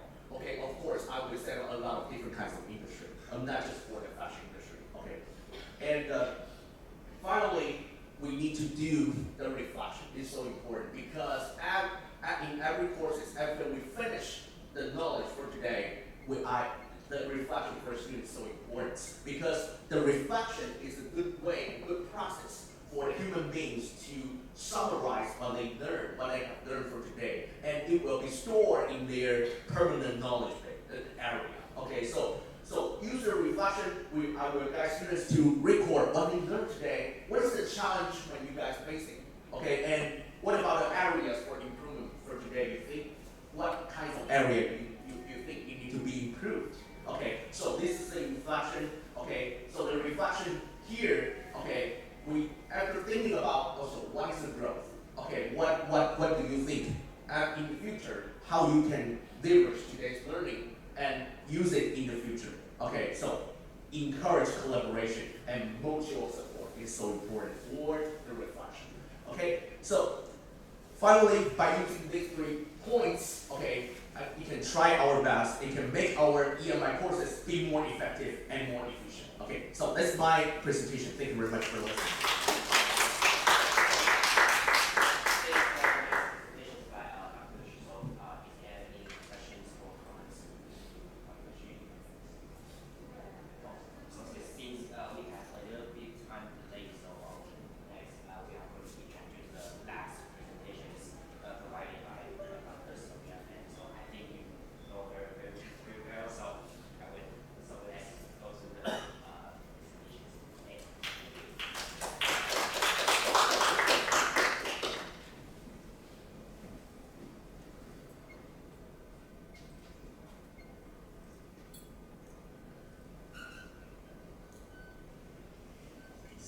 So we start this from good morning and now to good afternoon.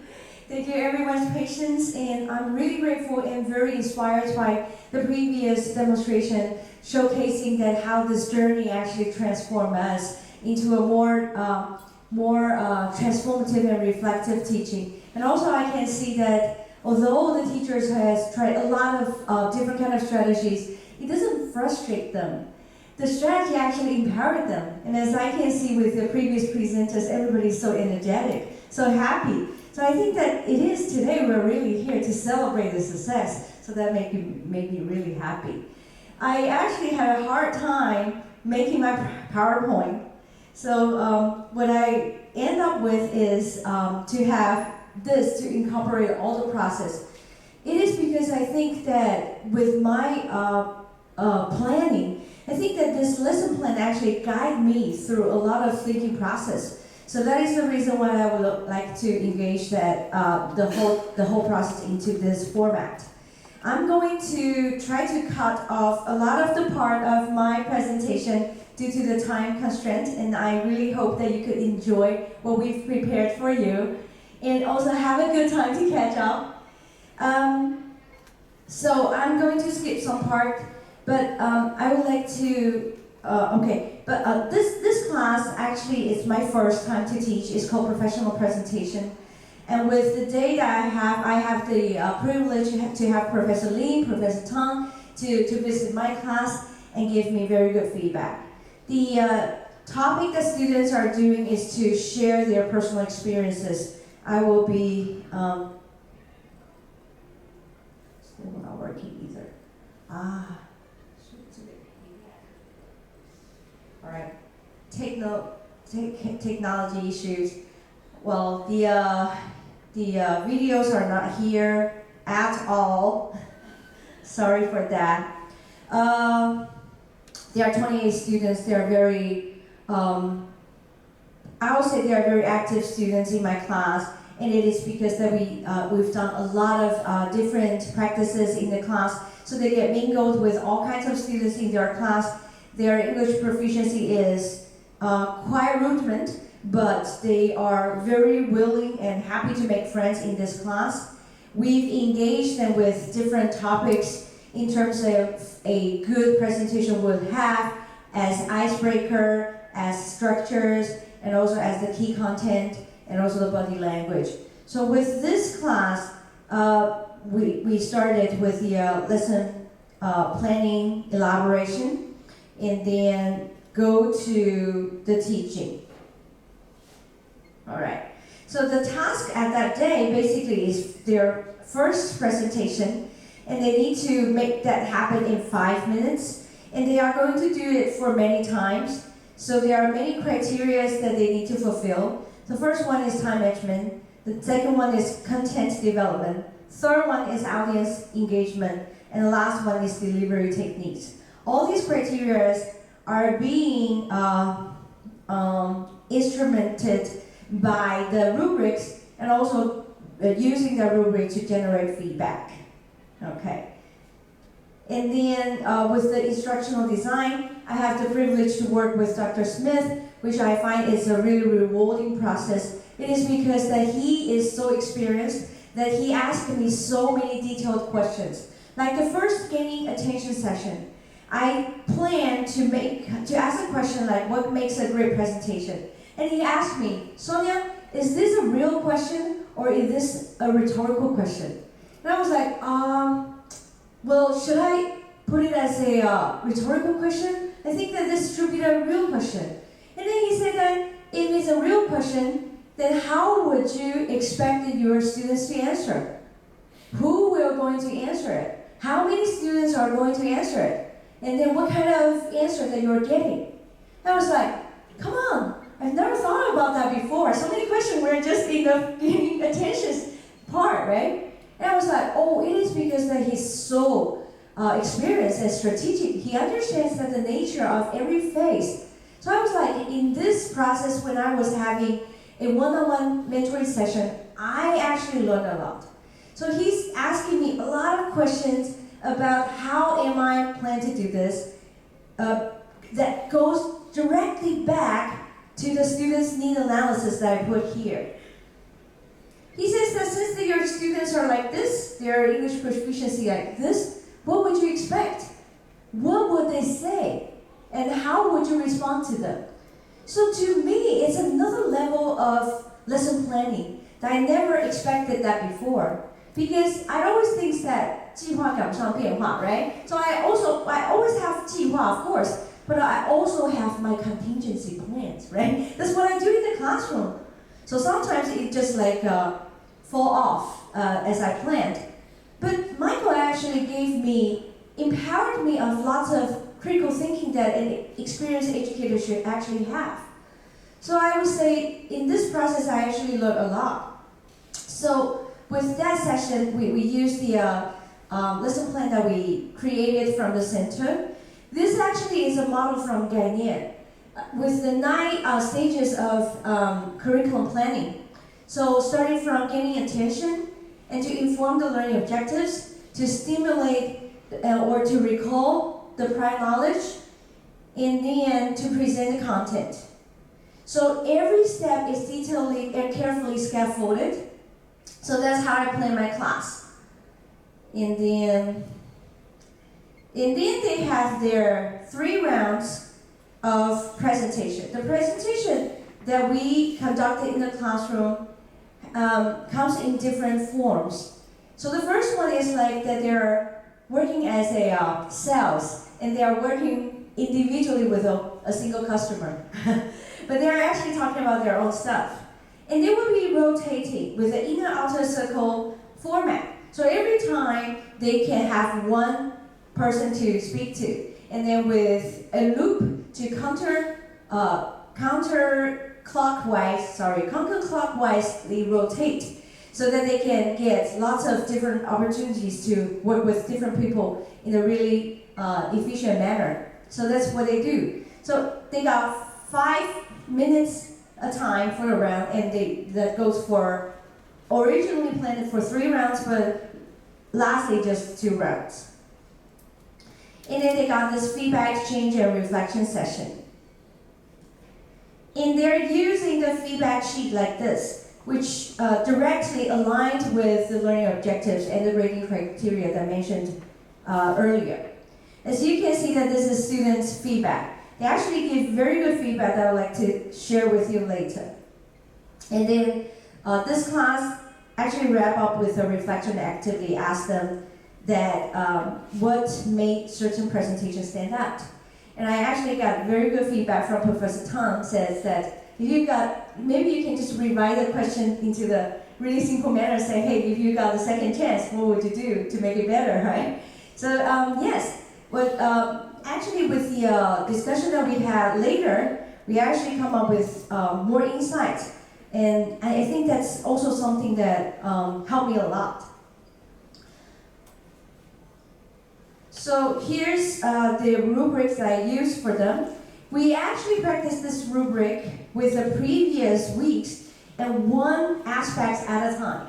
So when they are giving this whole, this analytical rubric, they're actually having several chances to practice how to give out feedbacks. So they are very good at giving feedbacks. They're not playing or joking, they are seriously giving very good feedback. And with that, I want to quickly show you what are the topics that they talked about. So for the first one, there's a student talked about understanding dreams. And she even talked about Jung, Rongge, and Freud. And there's another student talked about Kung Fu, and he talks about Yongchun and Taiji, and Baji, which I really don't have the knowledge about it. The other students talked about being as a drummer, and how a drummer plays a leading role, and then how he changed himself, transformed himself being in a band, playing different genre of music. And there's a student who's bringing his mouthpiece to ask people to try if they can make sound from the French horn. So I would have to say, although this is about their personal experience, but this can be really professional. So that is actually a topic that they can explain later. So students got these feedback like great time management with the time limit, like with the contents, they say clearly show the value of art and drawing in his life. Expression is valid, vivid, and seamlessly integrate real life experiences. So you can see that their feedback are very in-depth descriptions. They are not just saying, well done, good job, right? Like her passion in sharing the homeland, Malaysia. Fun fact, her mother tongue is Chinese. So you can see that we got very good interaction in this class, and everyone is benefited, whether they are the speaker or the audience. So I aligned each aspect here with the criteria. And for this class, I myself have the reflection. This cannot be played either. This is actually a video, and I got some feedbacks from the teacher as well. For me, I think that it's actually the reflection on disciplinary knowledge construction. As I mentioned earlier, discussions with Dr. Smith provoked deep thinking in 3 key aspects. The importance of integrating structured skill building with real-world application, fostering meaningful connections for students, and using iterative practices to ensure knowledge retention. So I think that I've refined the content delivery to emphasize real-life scenarios and enabling students to internalize the concept and apply them across various contexts. And then for the strategy of active engagement, I employ some technique like peer feedback, interactive formats. And to furtherly build on, I think that I will also engage more in the immediate feedback with a creative input to prompting students and me to prioritize those methods in the future sessions. As for the formative assessments, I would like to briefly talk about that. I think that it's actually, for me, it's actually the key to to shape my students' learning, and also it's the strategy I use for my classroom management. So a lot of people think that classroom management has to do with behaviorism, which Professor Tong just mentioned. But for me, it's all about formative assessment and the rubrics. What are the objectives and how the performance can be assessed? So I think that in this class especially, that some of the participants who come and observe say that, how come your students are so cooperative?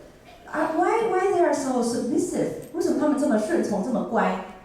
Did you say that we are going to have a classroom observation so that they deliberately doing so? No, it's not like that. It is because every time we are trying to make that expectation of their behavior so clear, and that expectation of a behavior is actually explicitly being described in those descriptors.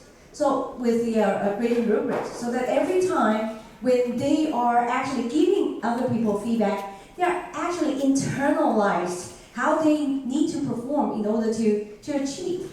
So that is also something that I really go into a really deep aspects for this professional presentation class, which this is my first time teaching this.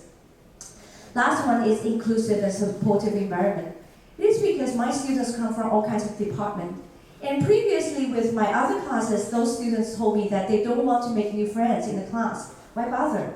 Because they are from different departments. They don't like to cooperate or collaborate with any others. They just told me directly in front of me. They say, Professor, don't group us. We don't like that. I said, okay. So from this class, I deliberately tell them that we are working together as professionals. So you don't need to be like soulmates, but you can be respectful and work with others really well. And we're trying to do that. And I actually demonstrate that from my personal behavior that I put on my smile at all times. And every time when I listen to others, I exaggerate my feedback. Oh, is that so? I never thought of that, but this is really thought-provoking. So I'm actually demonstrating that to make sure that the anxiety of this classroom lowers down, and how my behavior set as role models for them.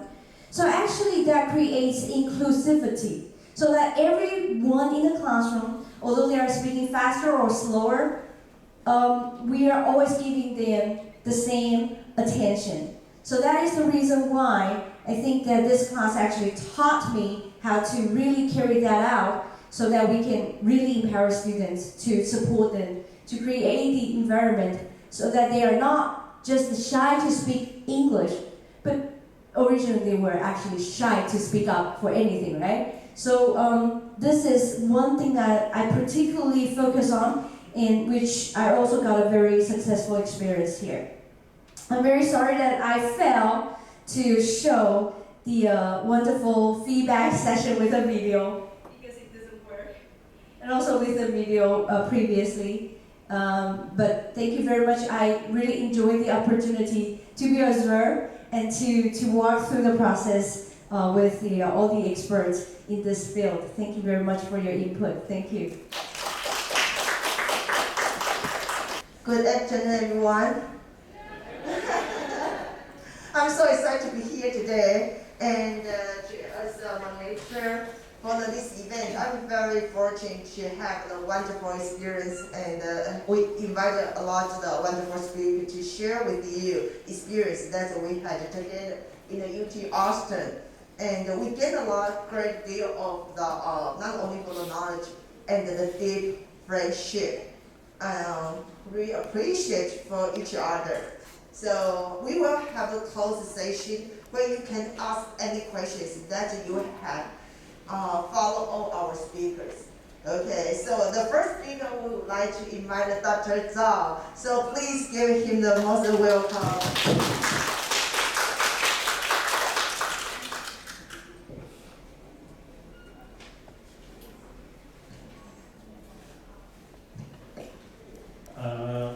Good afternoon, everyone. Thank you. Just like Professor Fong said, we like a class reunion. So it's my honor and pleasure here to give you some of my reflection to this wonderful and tremendous journey to the UT Austin. Next slide, please.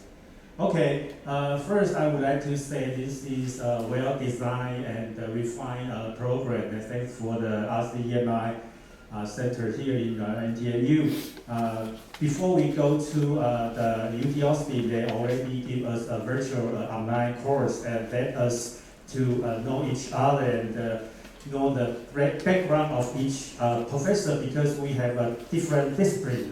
Like me, I'm a nutrition, we have the biochem, we have the engineering, we have education, etc. So we have many course that is well designed in the RCEMI, between RCEMI and the UT Austin. Next slide. This is the first day of the orientation. Before I go into this, I would like to say actually there is a little bit glitch, because on July 19th there is the IT outage. So I was planning to take the plane on July 19th because I can one day ahead, but you know the flight is canceled, and I'm so afraid I may not be able to get it. So fortunately and luckily, I finally get it, and later on I had a wonderful experience. Okay, this is the orientation, and actually Michael is bringing us to get the student ID. This is very impressive to me, because I haven't been a student for a long time, so I can get a student ID. That really impressed me.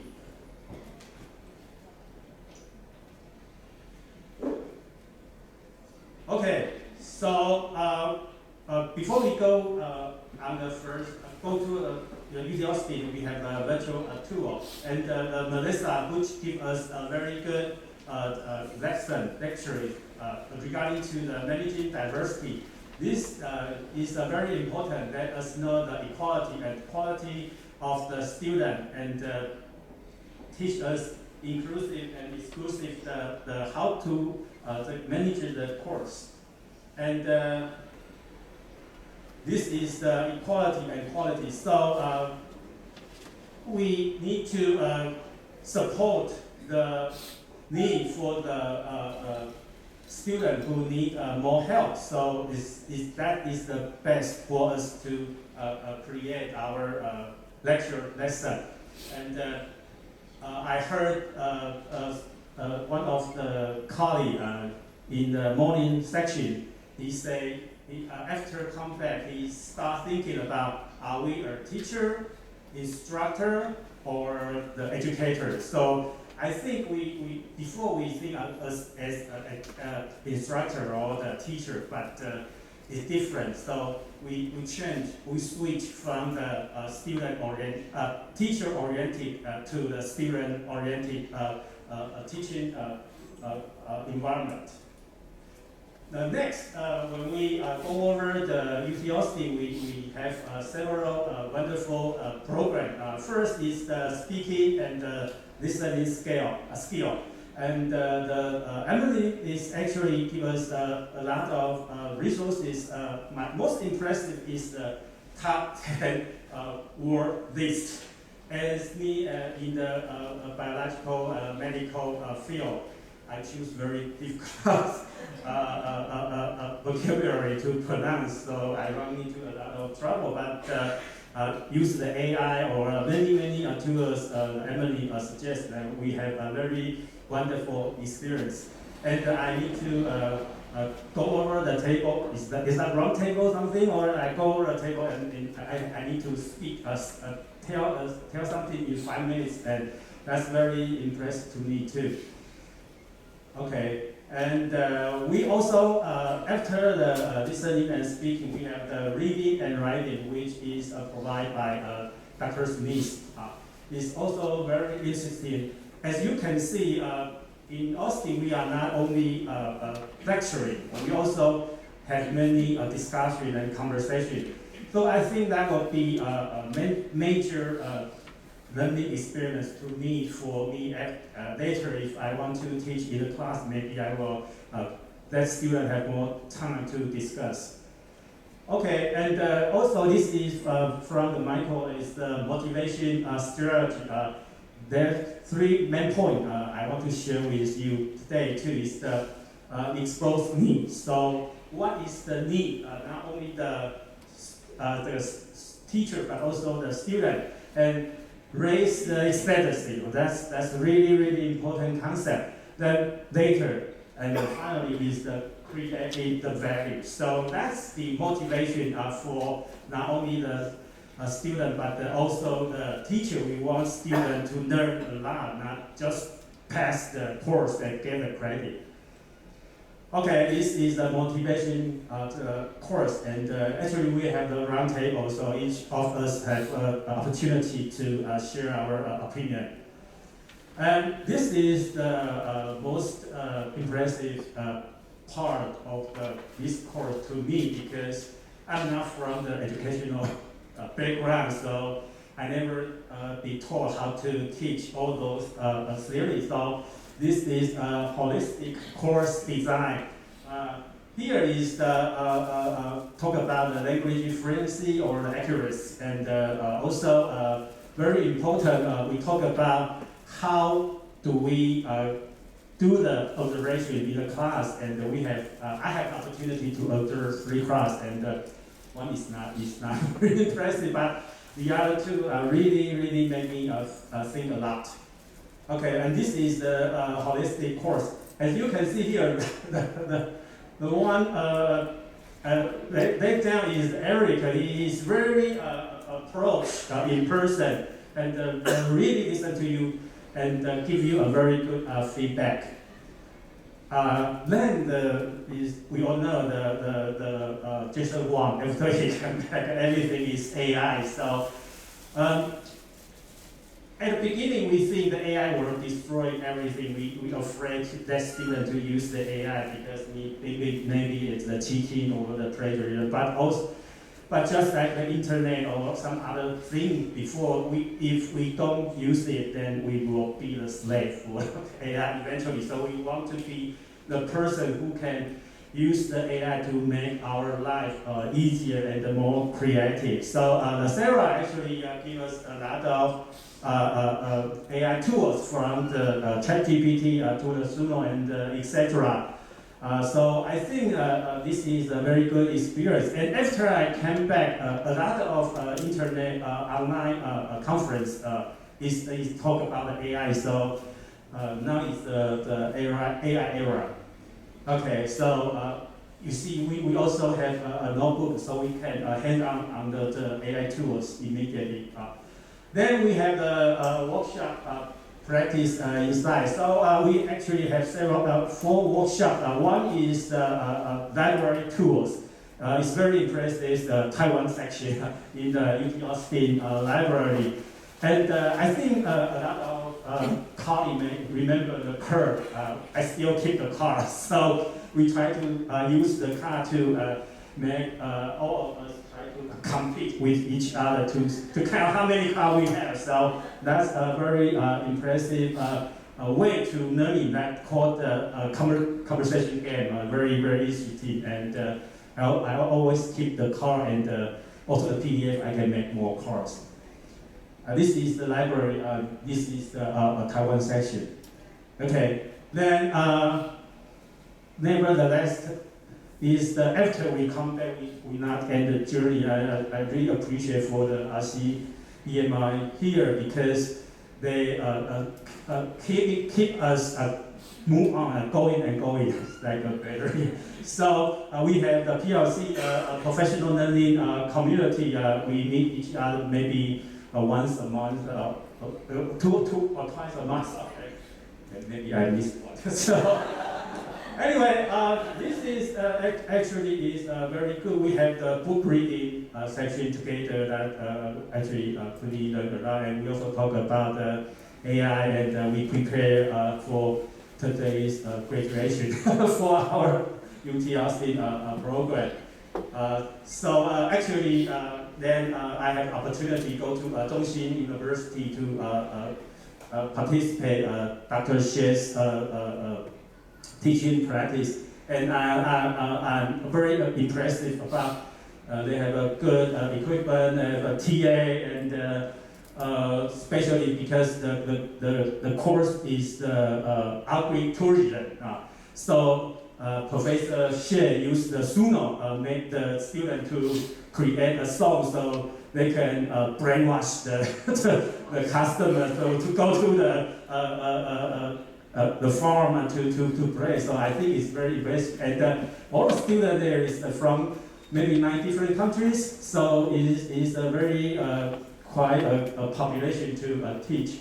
So that's give me a lot of thinking and reflection too.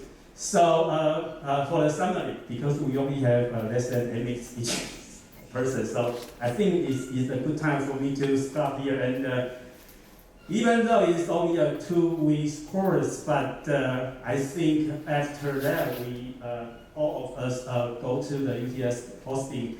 We have a very good connection. I think we also still in the line group, and we will share any information with each other. So that's a very, very good experience.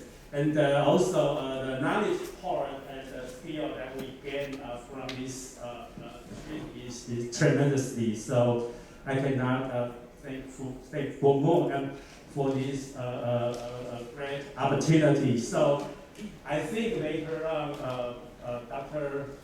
Fong will also talk about the next year. So it will be very exciting for a professor who sit here. We would like to go to UT Austin off-site. After the COVID pandemic, this is the first time I think we have the opportunity to go abroad, actually submit to the, really go into the environment and also the culturally. So, oh yes, we are not only do the study, we also have the culture trip. We go to the NASA and go to the museum. That's also a very good experience.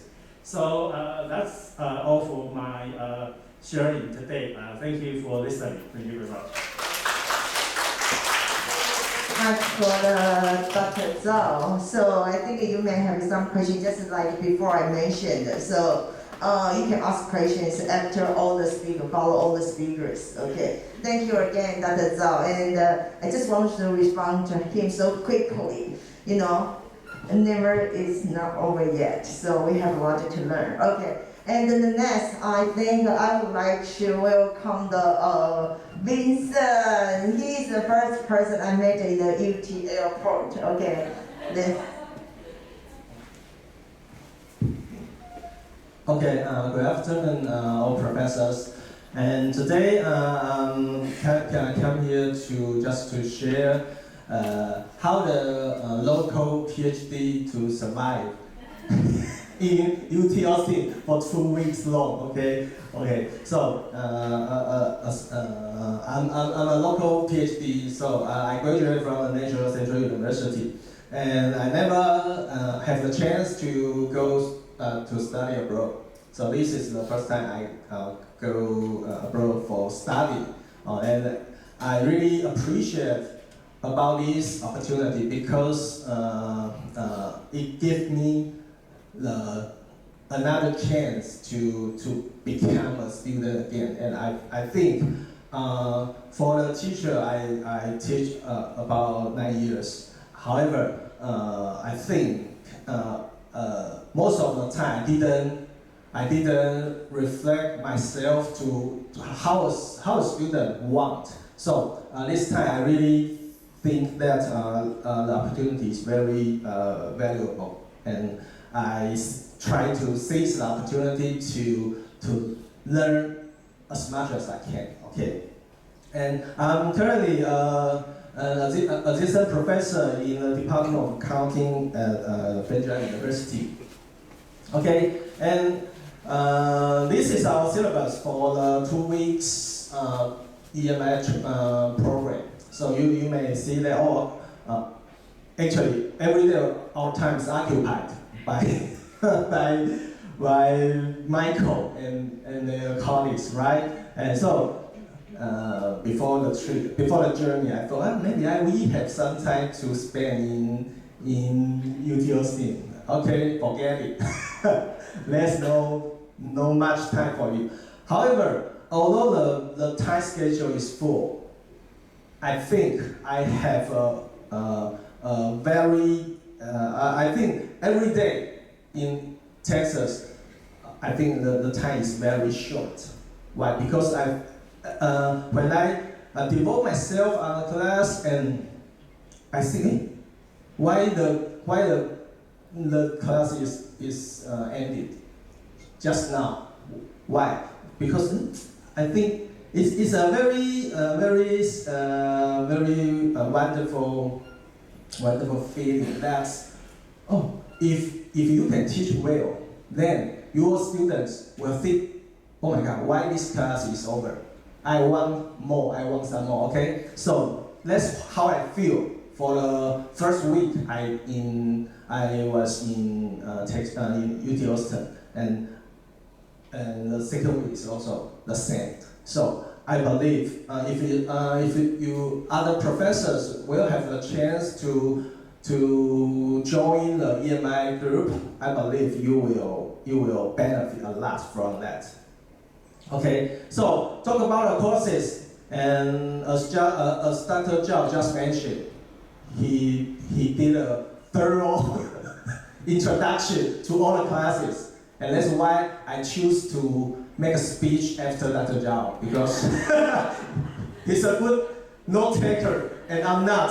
So I can only just introduce some differences before and after I took these courses. Okay, for the first courses, the managing the diversity, as Dr. Zhao just mentioned, is the balance between equality and equity, right? And that's what it happens in my class, because I teach cost accounting, and some of them come from the University of Technology, so they have a preliminary knowledge about accounting, so they learn very well and very fast. So they will start to think, oh my God, this course is boring, because I cannot just I cannot just focus on those who are well trained. I have to take care of those who are not. So it's a challenge for me to control that class. And after I learned from Lisa, I think she did a good job. So now I can be better to control that class, because I can understand how a student wants right now. Okay, and talk about the holistic course design.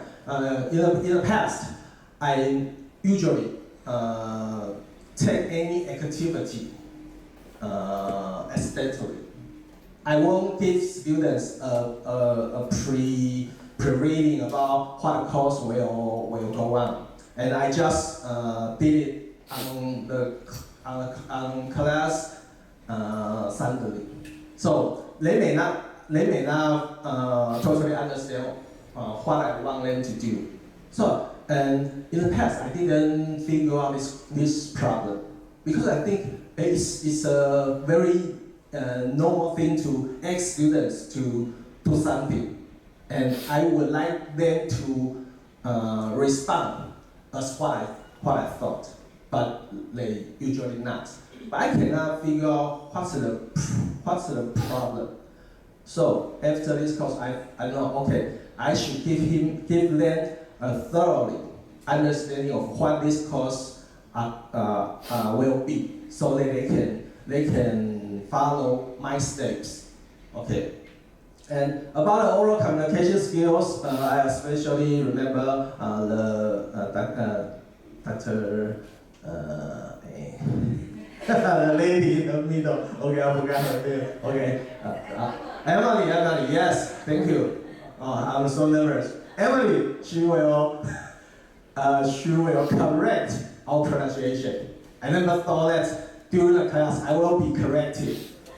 Why? Because we are supposed to be a professor, supposed to be a teacher. Why she correct my pronunciation? But in the end, I find it's very necessary because in the past, in the past 2 years, when I teach in EMI courses, I put less attention on their English proficiency. I thought they should be well prepared before they come to class. So after this class, I put a lot of small activities during my class just to understand how the English proficiency and how the improvement. So I think it's a shock for me during the UT Austin. And the courses for is the language proficiency, reading and writing.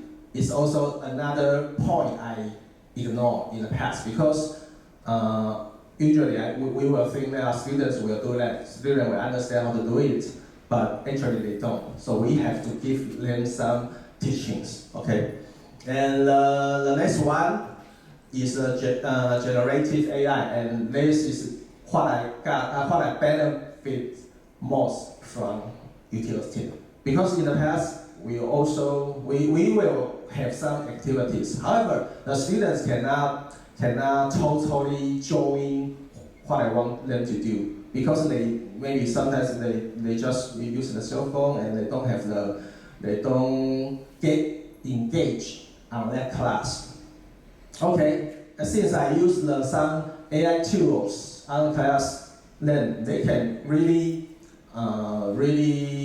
use their cell phones. However, they will do the like puzzles or like some activities I want them to do on his cell phone, and they will take it. So I think it's very helpful.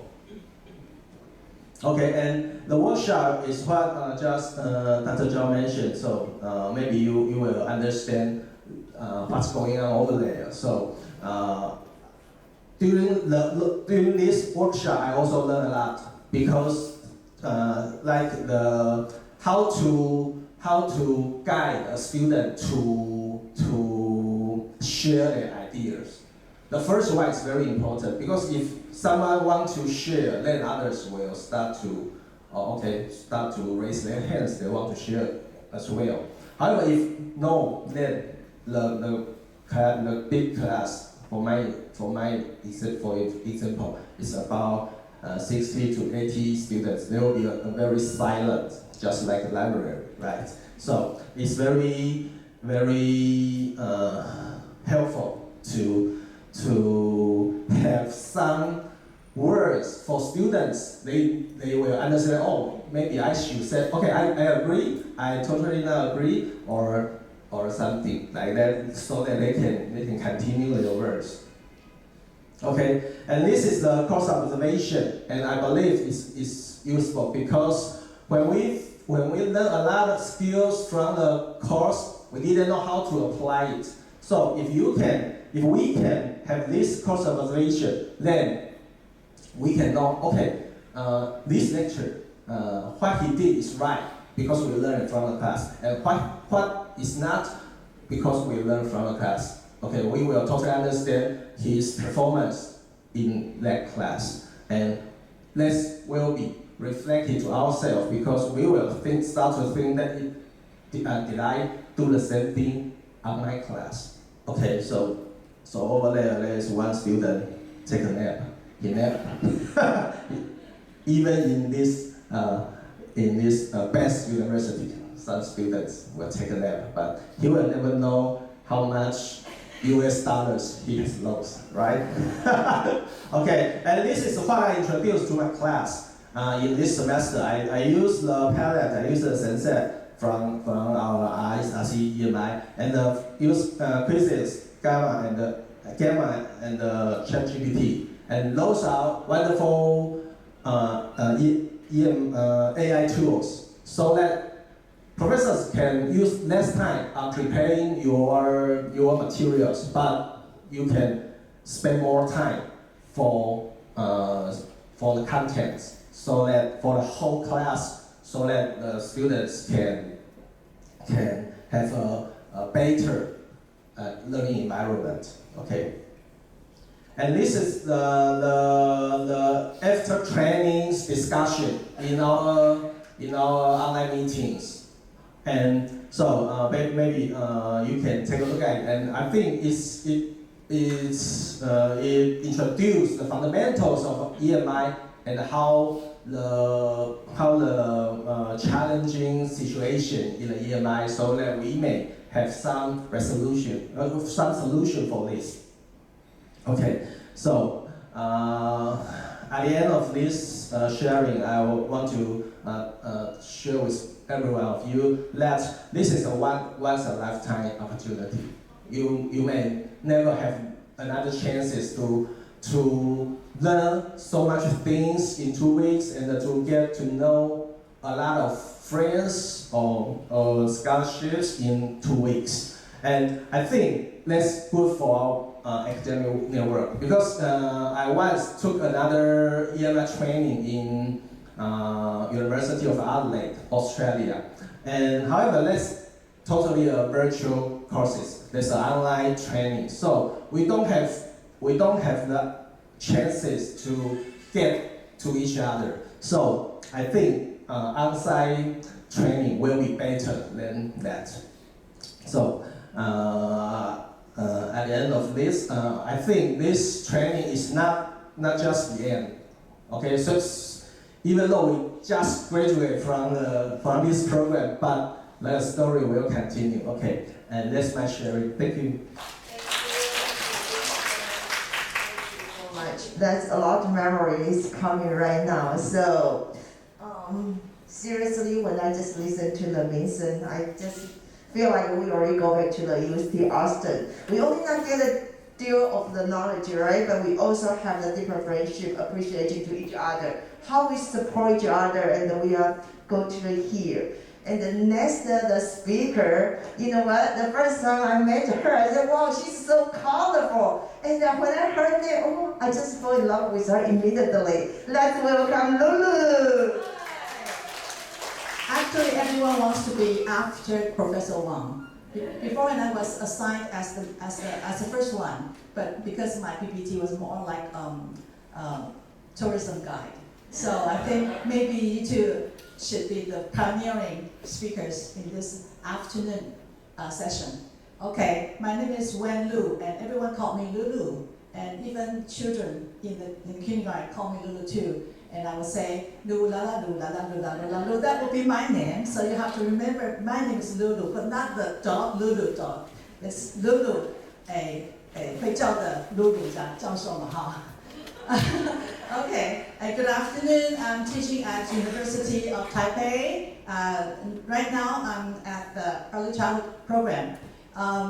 Because I tend to kind of prolong my speech, so I will use chat GTPs to kind of narrow down the scope of my sharing. Okay, next slide, please. Let's start with a look at my content today. First, I'll show the highlights of OUTA. I call it OUTA. And then, I should say, I graduated at UT Austin 30 odd years ago. It's a secret, okay? And so that's why I wanted to go back to UT Austin, because of nostalgic feelings. I wanted to revisit my campus and take a look at, maybe some of my professors were still there, but unfortunately they were not. Okay, they should be retiring already. And that's the reminiscence of, I haven't finished yet. And then the PLC after OUTA. Okay, next slide, please. So our highlights. That's why I'm after these two guys, because I only show you highlights. First one is generative AI. I like Sarah? Yeah, Sarah's attitude. Actually, they set an example of what good teachers should be looking like. Sarah is very energetic, and she's always with curiosity. Whenever we create something, she will say, why don't you try again? I didn't know that. So rather than a lecturer, I think she's more like a companion to us to explore the world of AI. And so I like that way to be in that course. And I also feel that I didn't know lots about AI. I only know the ChatGPT, Grammarly, and then we have Sensei because of Shida's generosity for us. And then I also checked out Padlet. I put some money inside for this semester, and I also checked out Suno. So I think like I learned a lot from this course, not only content, but also the style of the teaching.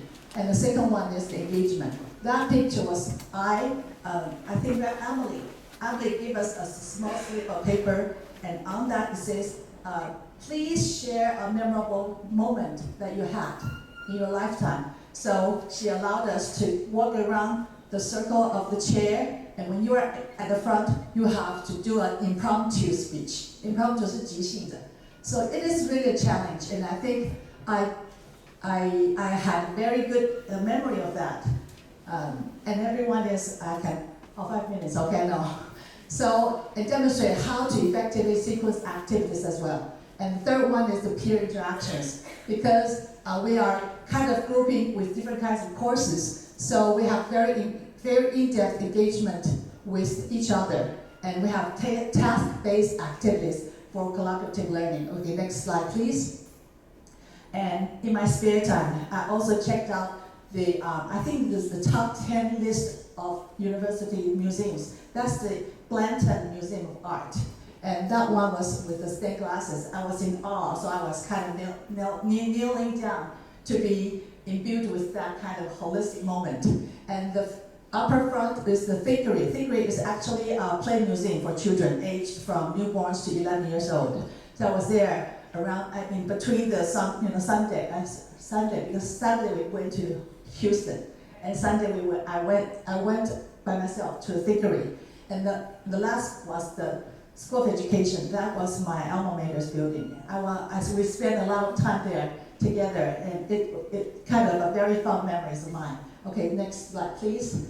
And TLC after OUTA, we have a reading circle bi-weekly, and we have AI application. I did it by myself. And then we have classroom observation. I observed 朱华唐老师的课. Okay, next slide, please. And this chapter, I'm glad that you didn't really delve into that. I'll go to that too. Okay, chapter 1 is distinguished CVI, ESP, EAP, CLEO, and EMI. If you want to know further, please join our second outing held by Shida. And chapter 2, we stress interplay among content, learners, and instructors, as well as teaching materials and assessment tools. Chapter 3 underscore the need to do a SWOT analysis. I think that's really important. Okay, come down 3. Chapter 4 is the CALP. That would be professional, content, academic, language proficiency. I remember that was correct. And the need to have authentic communicative task design. And last one, we just went to chapter 5. I know that chapter 6 would be more important, but we only go through chapter 5. Propose guideposts to deliver academic texts and genres. Guideposts means that first, second, those kind of keywords that could kind of draw students' attention when we were doing lecture. Okay, next one. And after OUTA, I tried Suno, Gamma, and ChatGPT. So that would be something that I know from OUTA. Okay, next one.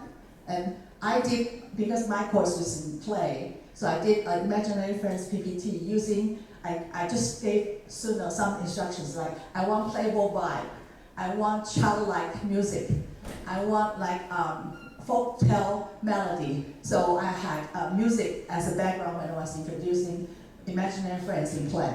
And the second one, I also do the Gamma to create Imaginary Friends PPT slides. And I think that's really important. But my reflection about using AI tools would be, AI cannot replace humans. We will have to have a clear idea what we want to deliver to students. Then we use ChatGPT or some other AI tools to help us kind of, as a catalyst to boost our creativity and ideas. So a curious mindset is actually a prerequisite. So lecture, we are important. AI should be like a subsidiary tool. We don't have to put too much emphasis on it. And we have to double check always to ensure proper usage. And I think that's important because there are so many false idea or information on the internet. Okay, last one. That's it. And well, because I write down something, my title is The Road I Took in summer 2024. So I'm glad that I took the road less traveled by. And that really makes all the difference. Thank you guys.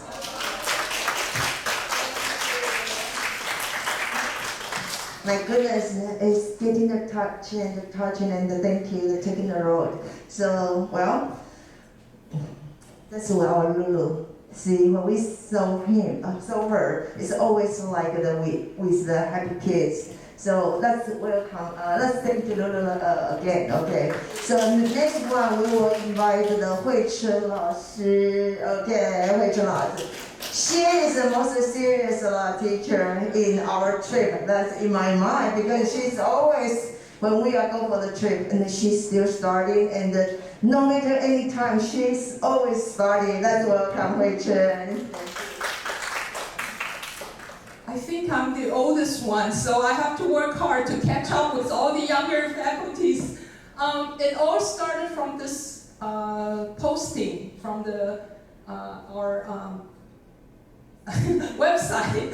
Okay, so I thought actually from it's our Taiwanese government policy that in 2030 we have to deliver our class in English. So I thought I better prepare myself for the future students because kids in high school are already started bilingual classes. When they come to university in 2 or 3 years, am I ready?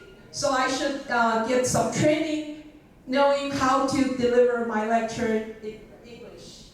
So, so I saw the ads and then I tried to send out my application. Unfortunately, I got it in. And so here I am, Texas, all right? And before the trip, we had a pre-course, all right? But everybody had, we have previous faculty has mentioned already. So, but this time, this course, let me know that we should know our students better before we start the class. That's, therefore we can prepare our content for them. And here we are, Texas, okay? Of course, you see this syllabus, it's very hard. And thanks to Michael, he arranged all the courses for us, especially for us. And here are as a student after 30 years. And it's felt good to going back as a student because now I understand how my students feel like in my classroom. I tend to forget that after all these years, all right? And the most, I think the most rewarding thing in the program is to get a chance to observe other people's lecture. Although I didn't get to observe a class in my field, however, I noticed there are different size of classes. You have different lecturers use different techniques. And small classes or larger classes. And of course, at the end, we have to do our own lecture in order to graduate. In order to get this certificate, so I can get reimbursed from my university. Anyway, and I want I have many thanks to all the lecturers in UT Austin, and especially thanks to Michael. Of course, we have all this, but after coming back, we have facing more challenges. That's how we are going to put all this training or whatever we learn into our future classes. Even though I didn't attend the class observation this year, however, I have EMI courses in the next semester. And I think the training has charged me, let me get ready for my future. And I hope I can incorporate all these techniques in my courses, EMI courses. This is another view of my observed courses. And here's a big class, I'm sorry. This is a big class, okay? And the teacher is in the front. It's a long classroom. The teacher is in the front writing a whiteboard. But the last row, the student on the last row, they're doing their own things. And he was actually watching a video. So how do we use different techniques to engage students, let them learn in the classroom rather than learning by themselves at home? Because we are in a fast age, you know, with AI, with the help with AI, help us teaching, help us learning. We wish our students can use the technique smart and make their time more efficient. They have to go to class, then learn it in the classroom. Okay, I think that's all.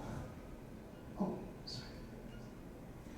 Okay, so the future plan is to put everything I learned in my future classroom. And that's it. Thank you very much.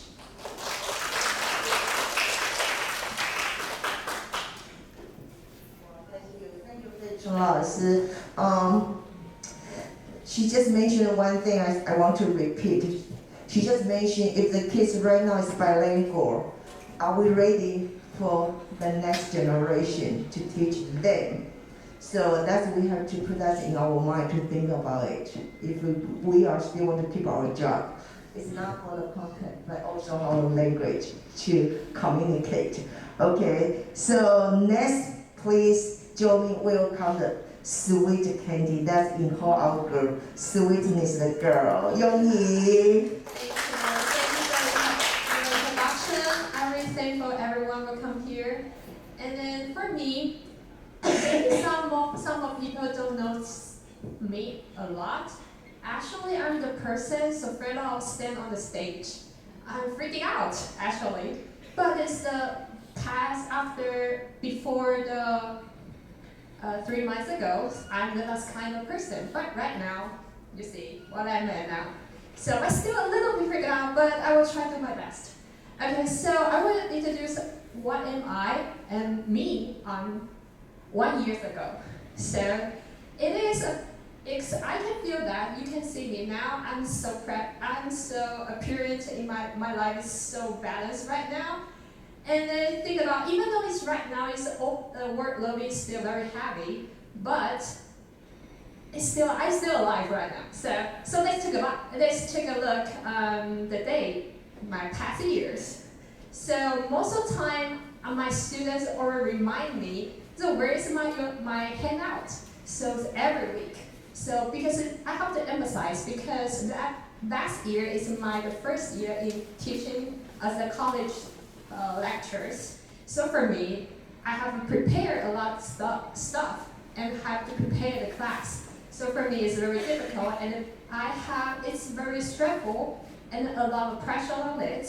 So for me, it's really, really hard. And the only way I know about how to teach students is the direct lectures. But right now it's different. Okay, so I have to mention before. So it's only the way I know about. And at that times, I live with the day and of the swabbing and then no time to take a break.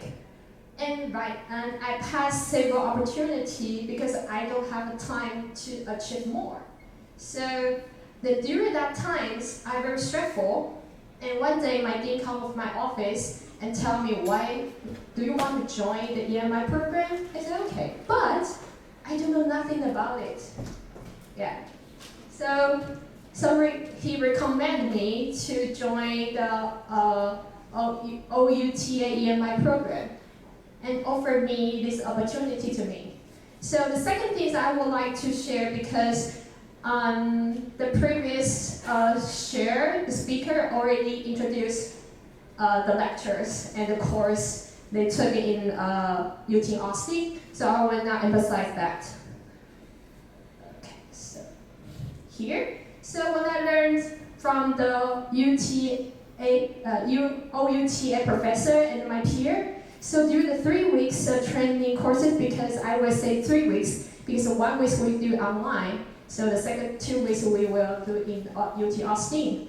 So what I learned is I learned the three demand tasks. So it helped me when I design the group activity. Now I can consider my purpose and also what my students need and their language proficiency level. And moreover, Eric also told us about the supportive strategies and I can use in my class. And they can help students to enhance their language levels.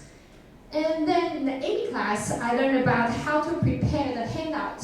So for that, for the student, and also support student in the group discussions. For example, using the useful phrase and in their discussions, and also the pre-question. Okay, so you can see the photos over here. Yeah, okay. So the next one is Michael's class. He introduced a lot of effective teaching strategies like time management, engage work activity, and adopt the rule like a story talker. It's very important to be a teacher. So the last things in the generative AI courses taught by Sarah, she introduced the series of the AI tool and like ChatGPT and Gamma and so on. So effective using generative AI tools can help me a lot of time, save a lot of time, and make my life more balanced. So I really appreciate for this, really, really. Yeah. So now I don't have to put a lot of time to prepare my handouts, and I can handle my class very well right now. So the final thing I would like to share is how to apply to use these strategies to foster my class. So currently I don't have any EMI course for the whole semester, but I was invited to give a talk. It's about enhancing learning with AI. So I demonstrate how to use ChatGPT to improve the language proficiencies. So I asked them to create like a person notes check card. I really don't know what's that kind they say, but I give a name as check card. So because I will use that for the students when they are doing group discussions. So I would like to show you how do I use this create this one. So how to create my chat card. So I also do that with my students. So I give the prompt. So I tell the ChatGPT to give the 10 phrase when we agree with the other's idea or when we express our idea and how to start a discussion. So here I generate this kind of card and student can use in the class. And I learned it from the Kurt. So over here, he's here. Okay, cool. So my reflection is like this. So I have learned about the learning skill. And it's kind of, the teaching is kind of skillful and creative and compassionate. So the lectures are not the stage for the student to show how good of the teachers are, but it's kind of the student-centered class. And the core of the center of to put the student first, they also import the knowledge to them effortlessly. I have to say effortlessly, yeah. So by the enhance their motivation and the confidence, it leads a more engagement in the class. And the EMI training also bring me a lot of things that more than I expected, and I grow in the teaching and delight my life. Yeah, and also thank you for all.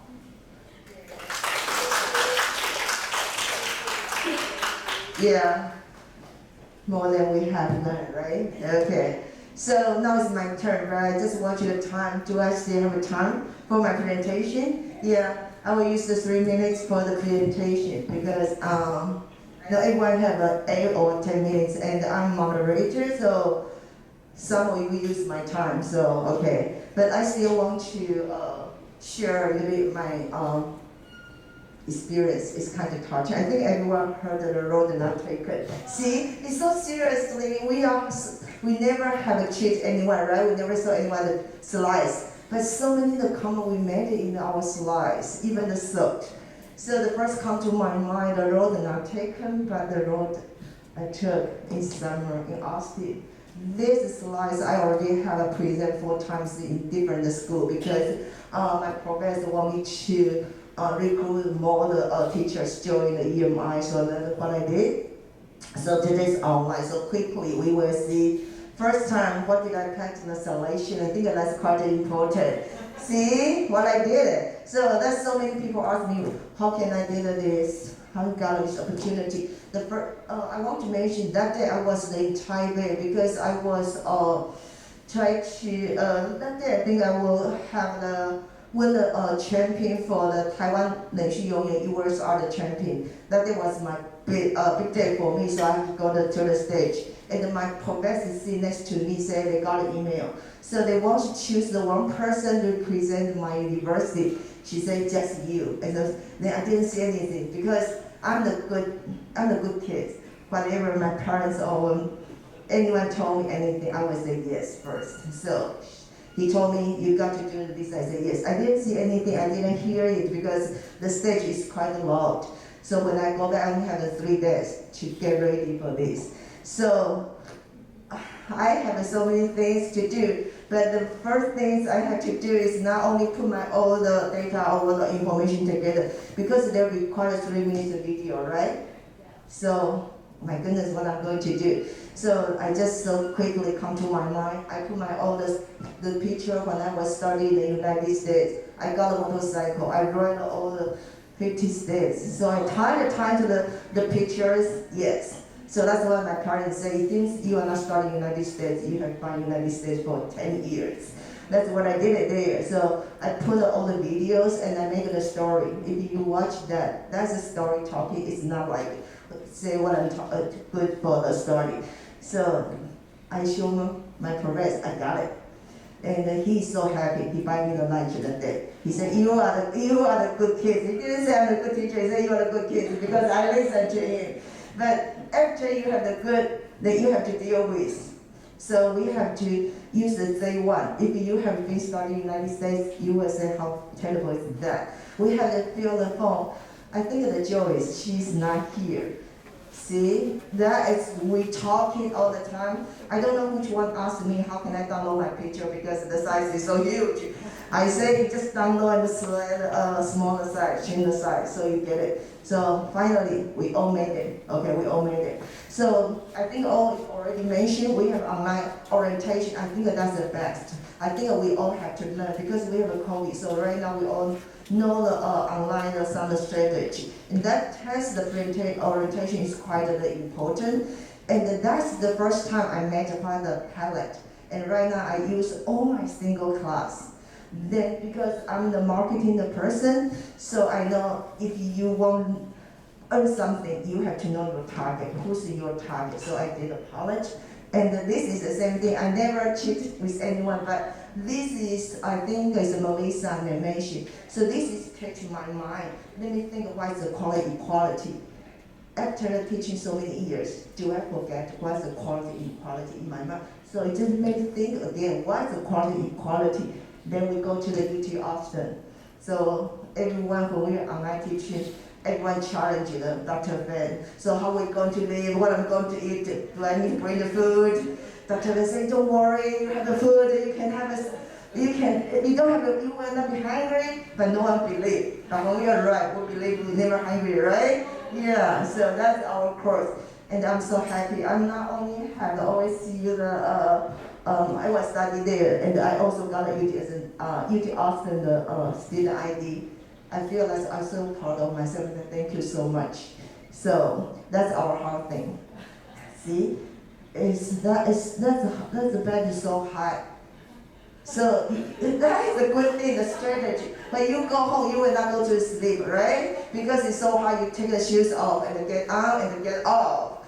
So you always study. So that's why I think the student why so smart, because the bed is so high. You have no chance to go home and lay down, to be the lazy person. And I think that day, thank you, that day I think that I had the airline had the disruption or something. So everyone cannot connect to flight. And I connect. I'm lucky, but I also am not lucky because I lose my luggage. And I really, really thank you the director of the mic. He is not and he's not only pick up us, he's my Santa Claus because I lose my luggage. Then when the next day, he told me, don't worry, don't worry. How can I not worry? I have nothing. Everything is in my luggage. But when the next day morning, I open the door, my suitcase is there. That's the Santa Claus. That's really my Santa Claus. I really appreciate. That's the love. That's showing the love. That's showing the love. So that's told me, if I am the professor, I'm the teacher, I'm the educator, whatever, I have to make students feel my love. That's important. It's not how much information or knowledge you teach them. You have to show them the love. You can help them. That's how we had and how we did it there, our life. But I would like to, because some of are here, I would like to know who is taking this picture of me. Because this picture, and I got 10,000. Do you know why? Because the school asked me what I'm going to do. What did I do in the UT Austin? I said I carry the computer, go to the school every day and walk. No one believed. So I don't know who took this picture, so I put this picture here. They said, yes, you really carry the computer to the school, to the class every day? I said, yes, that's 2 weeks, everyone carry the computer. Yeah, the 50 minutes walk, right? And they carry the computer and the books, right? So that's our student life. It's not easy, but we learn a lot. Okay, that is, I'm looking through my window. I'm a lucky one person in the corner. Okay, that's our course. I know it's 1 minute, and that's we read this book. And we only read a chapter, 5 chapters, right? So the best part at the end. So this is the winter time, my break. I will finish this book. And also, this book I found, that's really, really helpful, teaching with the AI. I really recommend everyone read this book to help with the AI. And I also apply the AI in my every single class right now. And even my phone, it's not for English, for everything. Even I want to say some words and smoothly, politely, I will put a GPT in there. So that's what I do every day. And thank you so much. I use it in my class for free. Thank you so much. So refreshing what I have learned. We are not only study together, we have fun together, we walk together every day. That's why we earn a really deep friendship. Yeah, that's how we did it. Thank you so much, all of you friends. Thank you so much. Thank you so much. Thank you. Thank you, Dr. Fan. Thank you, TTU. It's without you, we cannot have this wonderful experience, and we cannot learn so much in our life to help the future students in Taiwan. Thank you. That I want to say. The lady yet. It's not over yet. Yeah, not over yet because we still keep doing. Okay. Okay. Thank you so much. Now we take all the questions. Thank you.